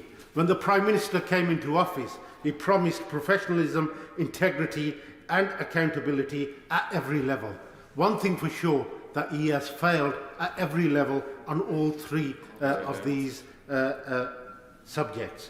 From what we do know, is that the government has already paid £240 million to Rwanda. Further money in the hundreds of millions of the scheme will be paid, and it will cost £100 million more to operate, with additional per person costs of nearly £170,000 per person relocated to Rwanda. Given that it costs £12,000 to process asylum claims in the UK, the cost benefit of the Rwanda scheme seems non-existent. And this is before one even begins to consider the moral and ethical costs of deporting people to Rwanda. The UK Supreme Court found that in sending asylum seekers would be unlawful, given substantial grounds to believe that those transferred there could be sent back to the countries where people could face persecution and inhumane treatment. We would do well to remember that according to the 1951 Refugee Convention, any person seeking asylum has the right to apply for asylum in the UK and remain here until the authorities have assessed their claim. Furthermore, it is also recognised that persons fleeing persecution may use irregular means to escape and claim asylum. The Rwanda scheme, along with the government's continued criminalisation of asylum seekers crossing the Channel, amount to complete repudiation of international law and a universal obligations to which we, the UK, are bound to assist those seeking safety and security. I have, Mr. Deputy Speaker, no doubt that the British public will see the government's effort regarding the Rwanda plan for what it is: a flagrant, cynical and cruel attempt to force through costly and unworkable legislation, contrary to the findings of the Supreme Court, in a desperate bid to salvage an already ruined reputation. The asylum seeking system in the UK is in crisis, and it is precisely due to the continued incompetence of this government and its ministers that the crisis has come about, and will persist until a Labour government is elected to sort this mess out. Speaker, listening to this debate, I think there may be a complete misunderstanding of the fundamental point about this legislation. It is a deterrent. I could pluck any figure out of the air, and if the deterrent effect of this, together with other measures, is to reduce to hopefully zero the number of channel crossings, then that will be money well spent. It is a deterrent. I agreed with absolutely every word my honourable friend and fellow committee member of the Home Affairs Select Committee from Worthing and Shoreham said in respect of this. I don't know how many members in this chamber have actually been to those beaches in Calais and actually engaged with people and asked people their views on whether this is a deterrent or not. Well, I, my honourable friend, and one of the best politicians I know, the chair of the Select Committee, and I hope she didn't mind me being nice to her in this chamber at all.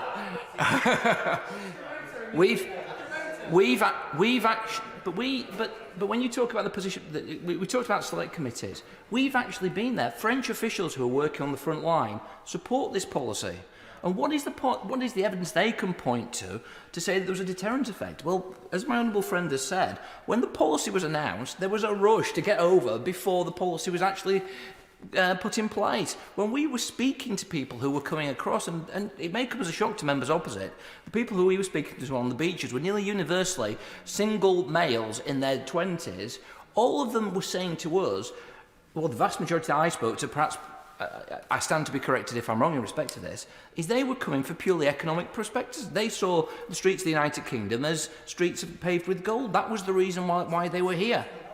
So what we do have is the only piece of evidence that can be put forward by the members of the Select Committee who have actually been there shows that this is going to have a deterrent effect, this is going to work, and there's not a shred of evidence put forward from the other side that this policy is not going to work.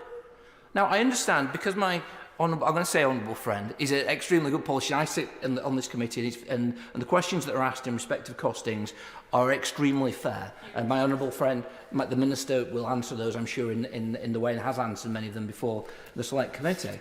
But when we talk about the principle behind this bill, I do wonder sometimes in terms of, I asked the Shadow Home Secretary whether the Labour Party were considering the use of offshore processing. There was no answer, and the reason why we know there is no answer is because they are considering it. Keir Starmer said he will consider any plan that works. Rwanda will work, so he's going to have to accept Rwanda on that logic. And I wonder what the members opposite make of the Austrian and German governments who are considering this type processing asylum seekers abroad. You know, that bastion of right-wing extremism, Denmark, passed a law in 2001 allowing refugees to be moved to asylum centres in third countries for processing. The EU, which is exactly the organisation that the party opposite based themselves on, indirectly supports offshore asylum processing as part of broader efforts to stop refugees coming across the Mediterranean. And the bloc, I can't believe I'm saying this, the bloc is paying billions, not millions, billions of dollars to keep refugees from reaching Greece, and has funded the Libyan Coast Guard to push migrant boats back from Europe, back to North Africa from Europe. Perhaps we could ask the French to do that, and I'll leave that question hanging in the air for my honourable friend. And there is even that, to top everything else off, there's even a UN programme called the Emergency Transit Programme, where more than 3,000 people are moved from Libyan detention centres who are heading for Europe into Niger. A similar scheme for asylum seekers from Libya was put in place to Rwanda. Every international body supports what we're doing. They're all spending money. They all believe it's a deterrent effect. The opposition have no policy. What is the debate? This debate is a complete gimmick. The government policy is the only policy in town. It is being followed by other countries. It will work.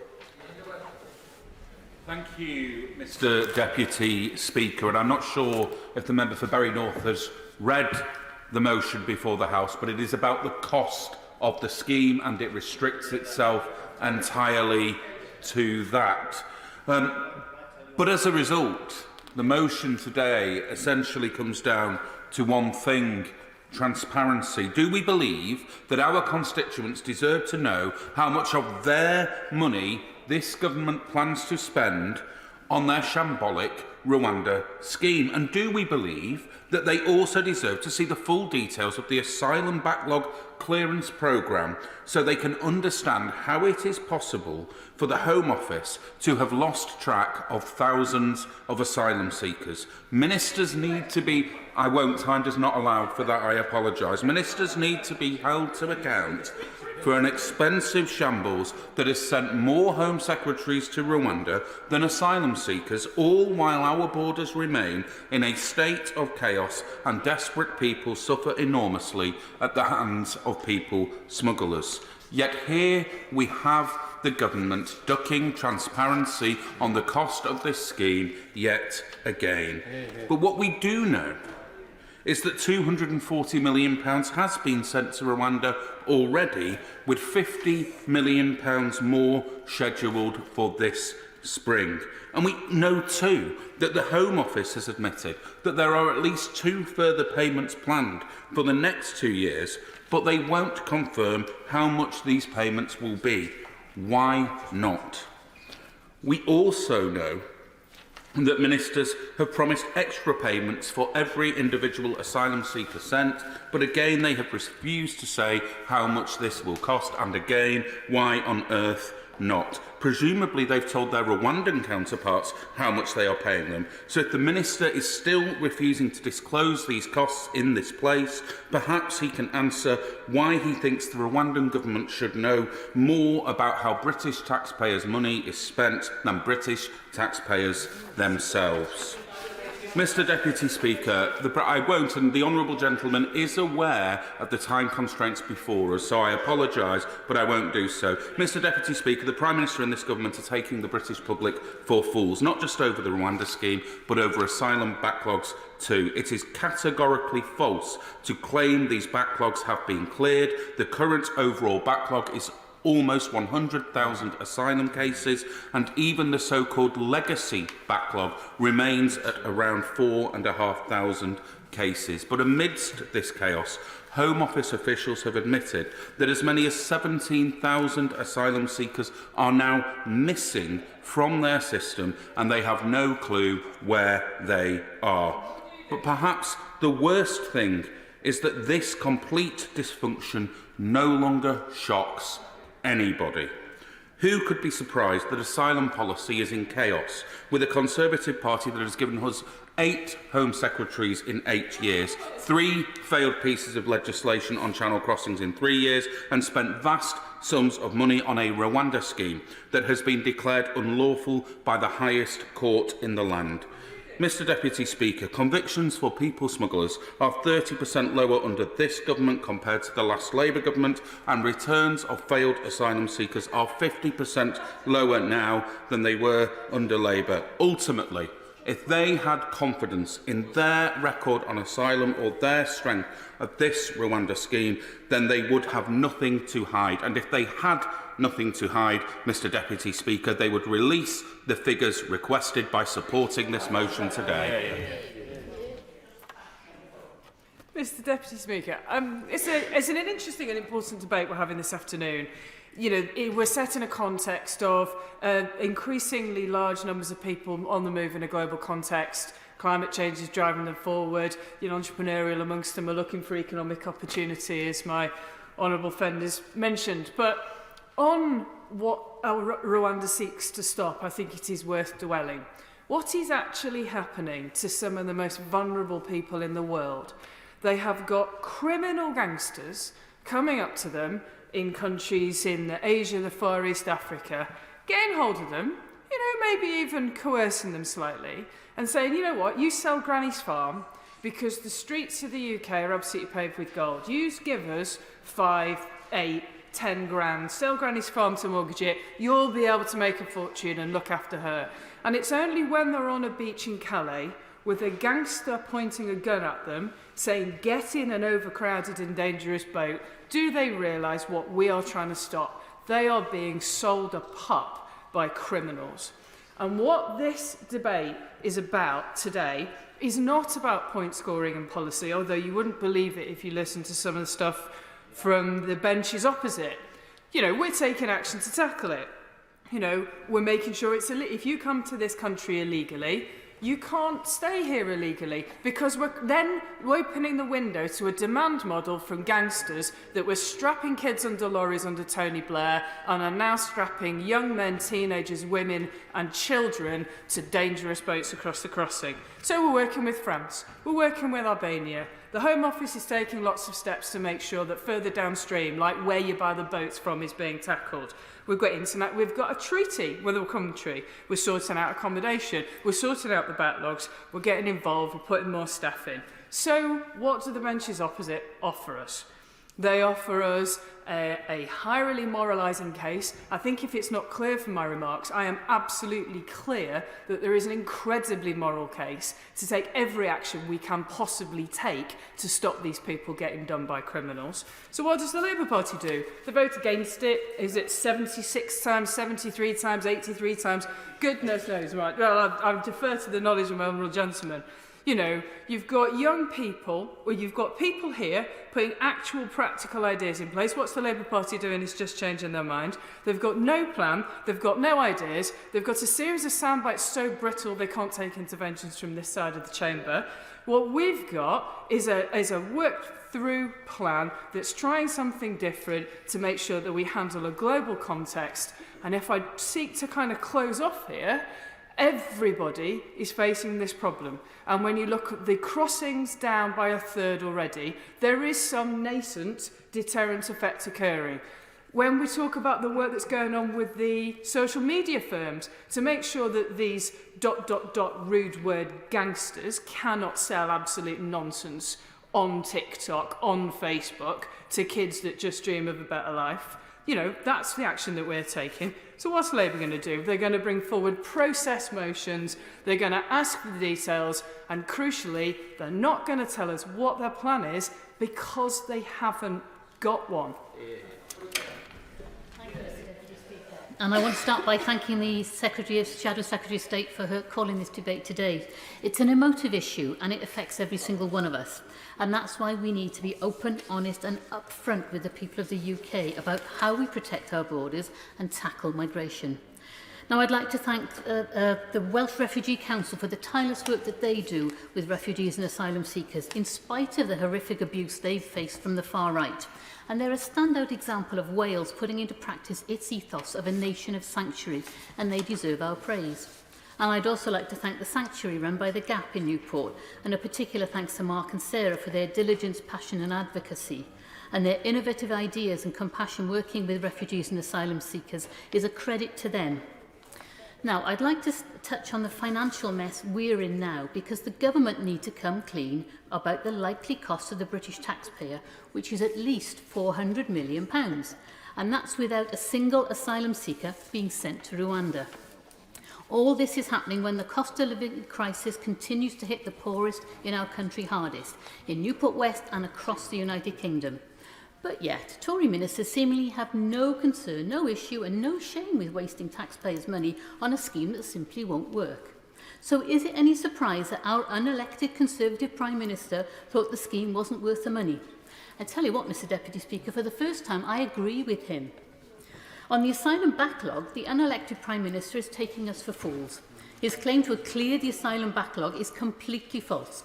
The current overall backlog, as we've already heard, is almost 100,000 asylum cases, which is why record numbers of people are still in asylum hotels, costing the taxpayer £8 million a day, 12 months after the Prime Minister promised to end it. The Tories haven't even cleared the so-called legacy backlog, with 4,500 cases still unresolved and tens of thousands of people having been simply withdrawn by the Home Office. And I have some experience of the backlog in my constituency. I can tell this House it's a very real problem. I have real people in Newport West waiting for Home Office decisions, like the Ethiopian student who's been waiting for a decision on his interview, which he had in 2021, and he's still not heard.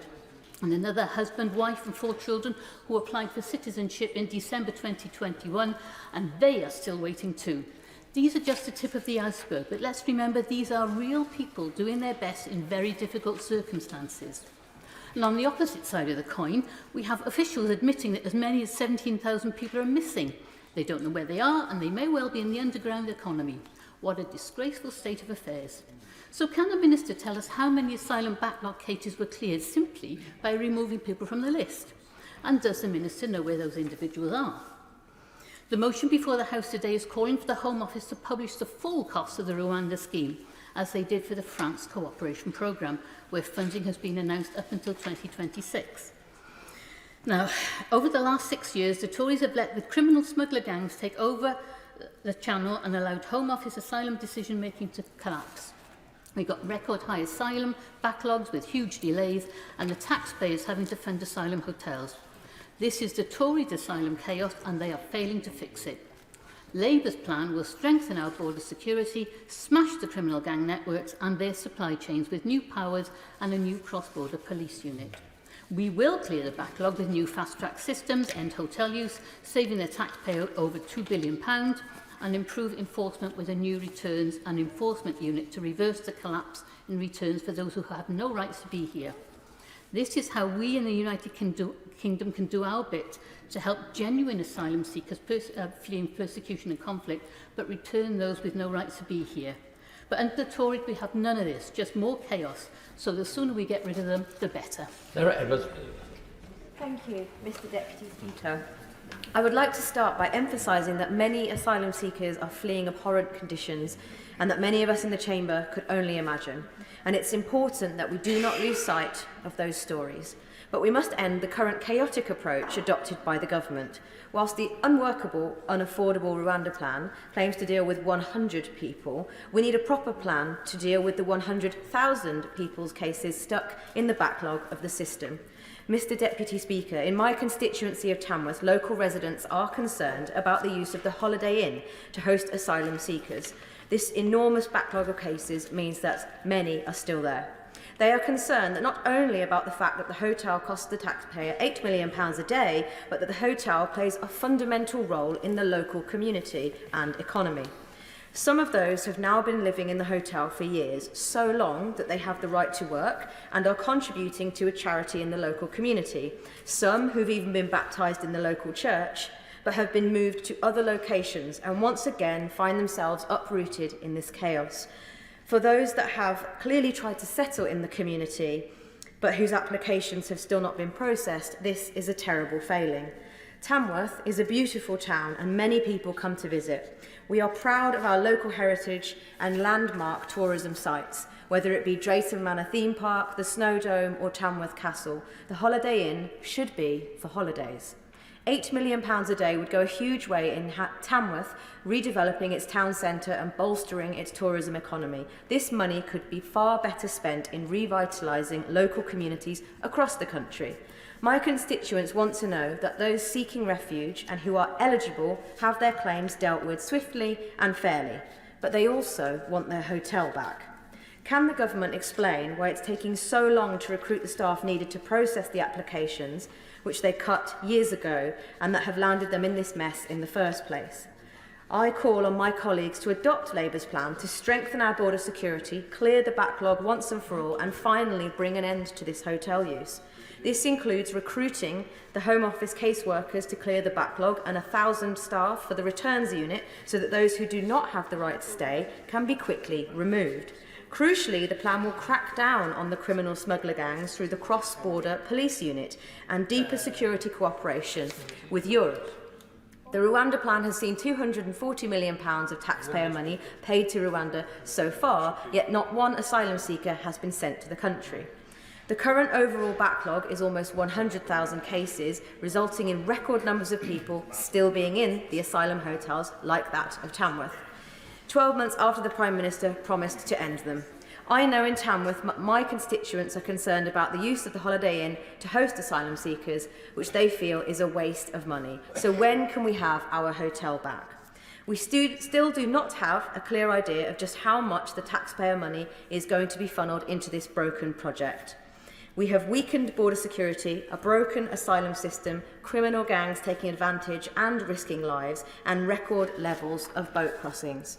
Transparency is fundamental to any good democracy. With this level of taxpayer money being funneled into a scheme where we are yet to see 100 asylum seekers sent to Rwanda, the Home Office must publish the full costs of the Rwanda scheme, as well as the full details of the asylum backlog clearance programme, so that we know how many people the Home Office have lost track of and what decisions are being taken.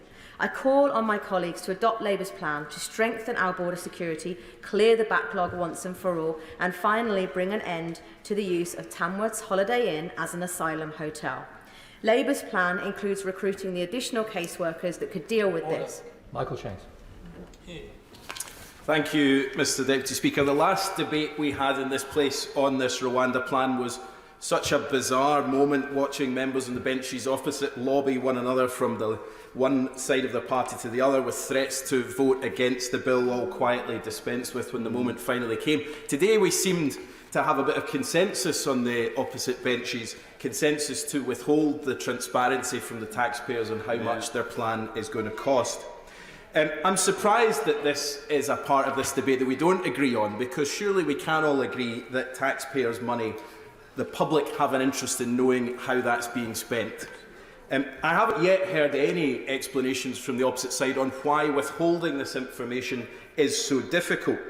Perhaps it's because the economic note attached to the bill has the intriguing section under Cost and Benefit Summary, where it states there are no monetised costs or benefits. And further, the assessment isn't even convinced that the plan will work. It says, dependent on the deterrent effect achieved, there could be fewer individuals undertaking the hazardous and unnecessary journey.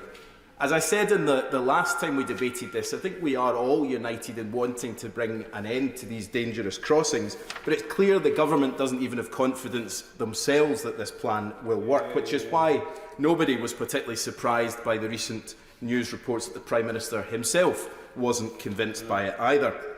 And instead of facing up to the government's failures on immigration, we're presented with this distraction, and a hugely costly one at that. And of course, the chairs of the Home Affairs Select Committee and the Public Accounts Committee have had to drag out of witnesses the fact that even more money is being spent on this in years to come. In December, the Permanent Secretary at the Home Office told the Public Accounts Committee that he couldn't confirm any future funding had been agreed for Rwanda, and I think I heard the Minister in his opening remarks, say that the government of Rwanda asked for no money and no money was offered, which means either future years was already agreed in advance or we're not sending any further money to Rwanda. In either case, the easiest thing would be for the government to simply confirm one way or another what funding is being sent. And of course, these are only the costs that we know about. Aside from the financial cost, there is also a broader cost to this absurd plan, a moral cost. The Home Office's own statistics show that at least 6 out of 10 of those who made the dangerous Channel crossing to the UK last year would be recognised as refugees and would therefore be given asylum in this country. So it's not even a plan that's going to tackle that particular problem. And it doesn't deal with the criminal gangs themselves who are exploiting these vulnerable people in the first place.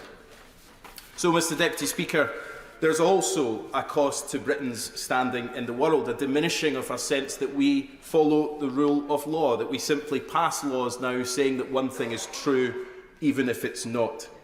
There will be a flurry of amendments, I've no doubt, being drafted as we speak for next week's debates. The agreement we've seen on the opposite benches today, I'm sure, will disappear by Tuesday as we see this bill back before us, and it may not even pass.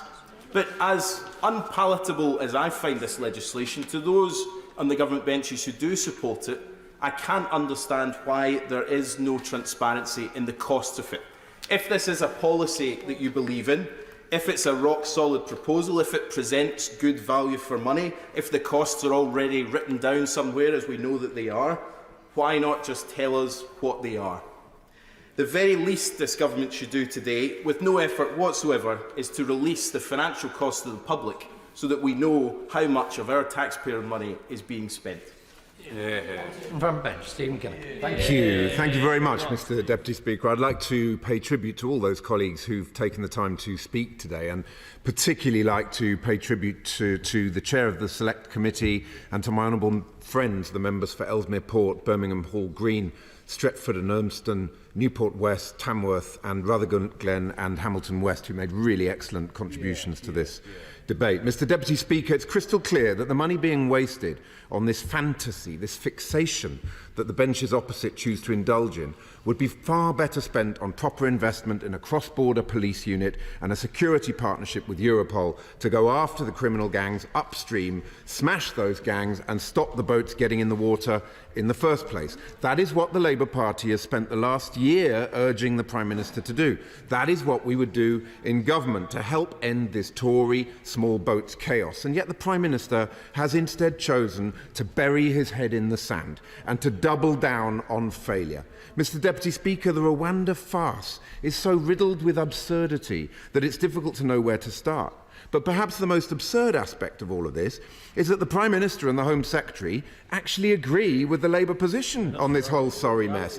They are Rwanda sceptics, Mr Deputy Speaker. They are non-believers. Last week it emerged that when he was Chancellor and during his leadership bid, the Prime Minister privately indicated that he had profound concerns over the value for money and the workability of this harebrained Rwanda scheme. The deterrent won't work, he wrote. How extraordinary, then, that he's now staking his entire premiership on a scheme that he doesn't even believe in. How humiliating it must be for him to know that his backbenchers are pushing him around. They're calling the shots. Because when all is said and done, what has the Tories' farcical Rwanda fixation delivered? They've sent 3 Home Secretaries to Rwanda, but not a single asylum seeker. There's been plenty of pie in the sky, Mr Deputy Speaker, but not a single plane in the sky. Now, I mentioned earlier the strong contributions from the benches behind me. I was, however, struggling a bit to understand the logic of the Minister's point about the information being requested around the cost of the Rwanda plan being somehow commercially sensitive. Because the government were all too happy to reveal that they're forking out £500 million on paying the French police to puncture dinghies on the beaches of Calais. And the Permanent Secretary told the Public Affairs Committee that the Public Affairs Committee that the Rwanda-related costs will be revealed in the accounts in July. Why not just reveal them now? What are they afraid of? Well, they're clearly terrified of admitting that they're blowing £400 million of taxpayers' money on this failing scheme. They should fess up and reveal what the real costs are, both in terms of what it will cost to fly each individual asylum seeker halfway around the world and what it will cost in terms of processing and related support. We know it's at least £169,000 per asylum seeker, but if they can confirm, is it even higher, £200,000 or more, as was said earlier? What have they got to hide? Well, perhaps we know what they've got to hide, that this Rwanda plan is unaffordable and unworkable.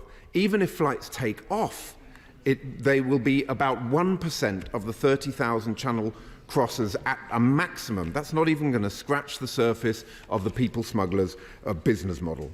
And meanwhile, more than 100,000 asylum cases are unresolved, despite the deceitful nonsense the Prime Minister puts out on social media. Nearly 400 hotels being used for asylum seekers, a number that's gone up, not down under this Prime Minister. 56,000 asylum seekers languishing in those hotels, costing the taxpayer a staggering £8 million a day. We need transparency on this. We need transparency around the issue of withdrawn claims. Astonishingly, 1/3 of the recently processed asylum claims that the Prime Minister has been boasting about clearing, and yet they haven't even been processed properly. As an exercise in the politics of smoke and mirrors, this is surely without parallel. Did the Prime Minister and the Home Secretary seriously think that nobody would notice? Did they seriously think they could pull the wool over the eyes of the British public? What an insult to the intelligence of the electorate. They should come clean to the British public with a full breakdown of the 35,000 withdrawn claims. Who are they? Where are they? Are they simply reapplying, or are they drifting away into the underground economy, never to be heard of again? Last summer, the Conservative member for South Thanet described this trend as an amnesty by the back door. Is he right? The Minister must come clean on these points. So, Mr. Deputy Speaker, we need a serious plan. We need the end of these headline-grabbing antics. We need common sense, hard graft, and international cooperation, as has been set out in Labour's 5-point plan for the last year. The benches don't like it, opposite, but the fact of the matter is that their plan isn't working. They need to come clean over these costs. They need to clear this backlog, and I'm urging members on all sides of the House to support our humble address today so that we can begin the long road back to recovery. Thank you, Mr. Deputy Speaker.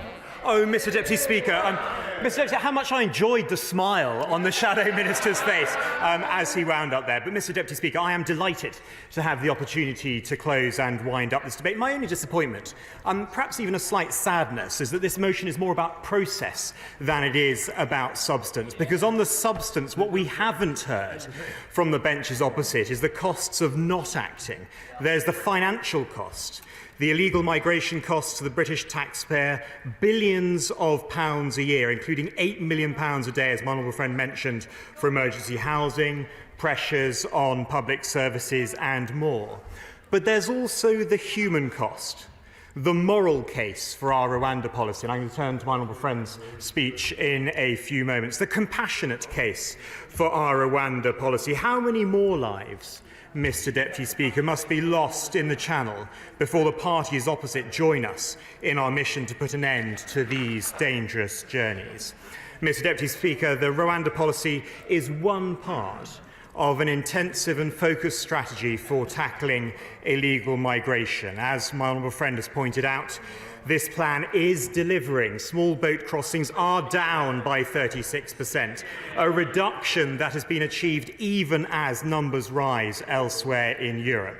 But we know that there is more to do, and the Rwanda policy will give us a powerful tool to complete this mission. Mr. Deputy Speaker, let me turn to some of the contributions from the backbenchers. May I turn and start off with the SNP, actually the SNP front bench spokesman.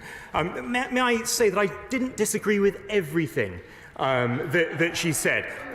She threatens to resign. Even as I say that, and I knew she would be disappointed because I agreed with her on this point. She rightly challenged Labour as to what their plan was. She is right to ask those questions, questions that have been repeated across this House. My honourable friend, the member for East Worthing and Shoreham, was right to set out that this is a complex and challenging issue. He is absolutely right. There's no lack of robust scrutiny from him, not least during the course of the Home Affairs Select Committee, but he rightly pointed out a lack of credibility from Labour, that there was no plan, that there was no alternative put forward. I look forward to further scrutiny from him, and he rightly said that this motion is a Labour gimmick and a con. The Right Honourable Member for Kingston upon Hull North, she did address the substance of the motion, and she was credited for that by my Right Honourable and learned friend. But what she didn't set out was what Labour's plan was in the alternative. My Right Honourable and learned friend reminded us that this was a process debate, not a debate of substance, but one of process. And he rightly said, when you don't have much of a policy, you rely on process debates and humble addresses. How right he was. This is a global issue, and Labour's one policy is that even if Rwanda works, they would scrap it. My honourable friend and neighbour, the member for Poole, set out his experience, and I treat it very seriously, not only because he's my neighbour, but he is an MP with a port in his constituency. He put it well. This motion is a substitute for having a policy, and how right he was. My old friend, the member for Bury North, I don't have time to delve into each and every one of his interventions. He rightly commented that this debate is a gimmick, but he also set out quite seriously the deterrent effect that is part of our Rwanda scheme. And my honourable friend, the member for South Ribble, set out some of the most vulnerable people we are talking about, and they are being coerced by criminal gangs. And she was right to state that and state the moral case for our policy. Mr Deputy Speaker, the government does have a plan, this Rwanda plan, for deterring those dangerous journeys. But what again is the opposition's plan? They do not have one. Their only reported plan is one that would increase the number of asylum seekers to this country by allowing them to make claims from other countries. We do not accept that proposition. It would mean taking people from safe countries where they can already seek refuge from persecution, and there is no way that we could accommodate each and every one of those claims.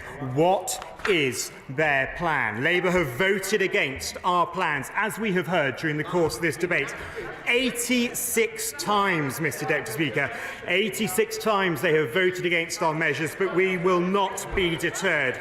We will do right by the decent, law-abiding people of this country who want and expect secure borders and an effective immigration system.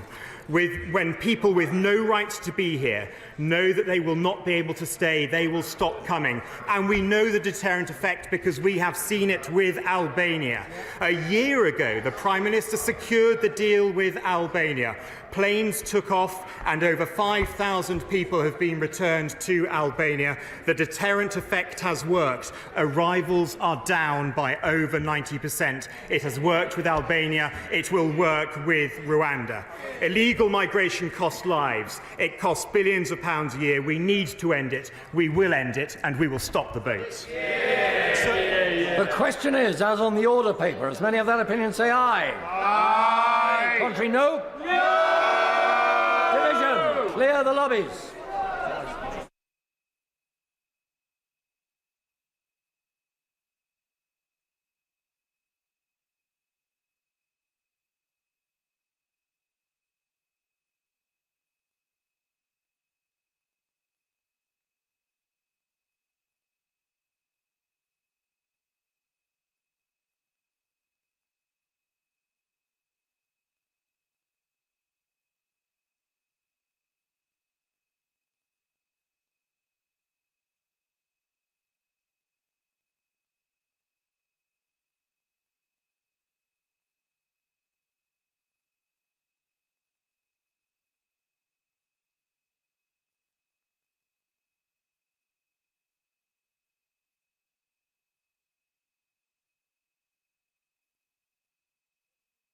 Paper. As many of that opinion say aye.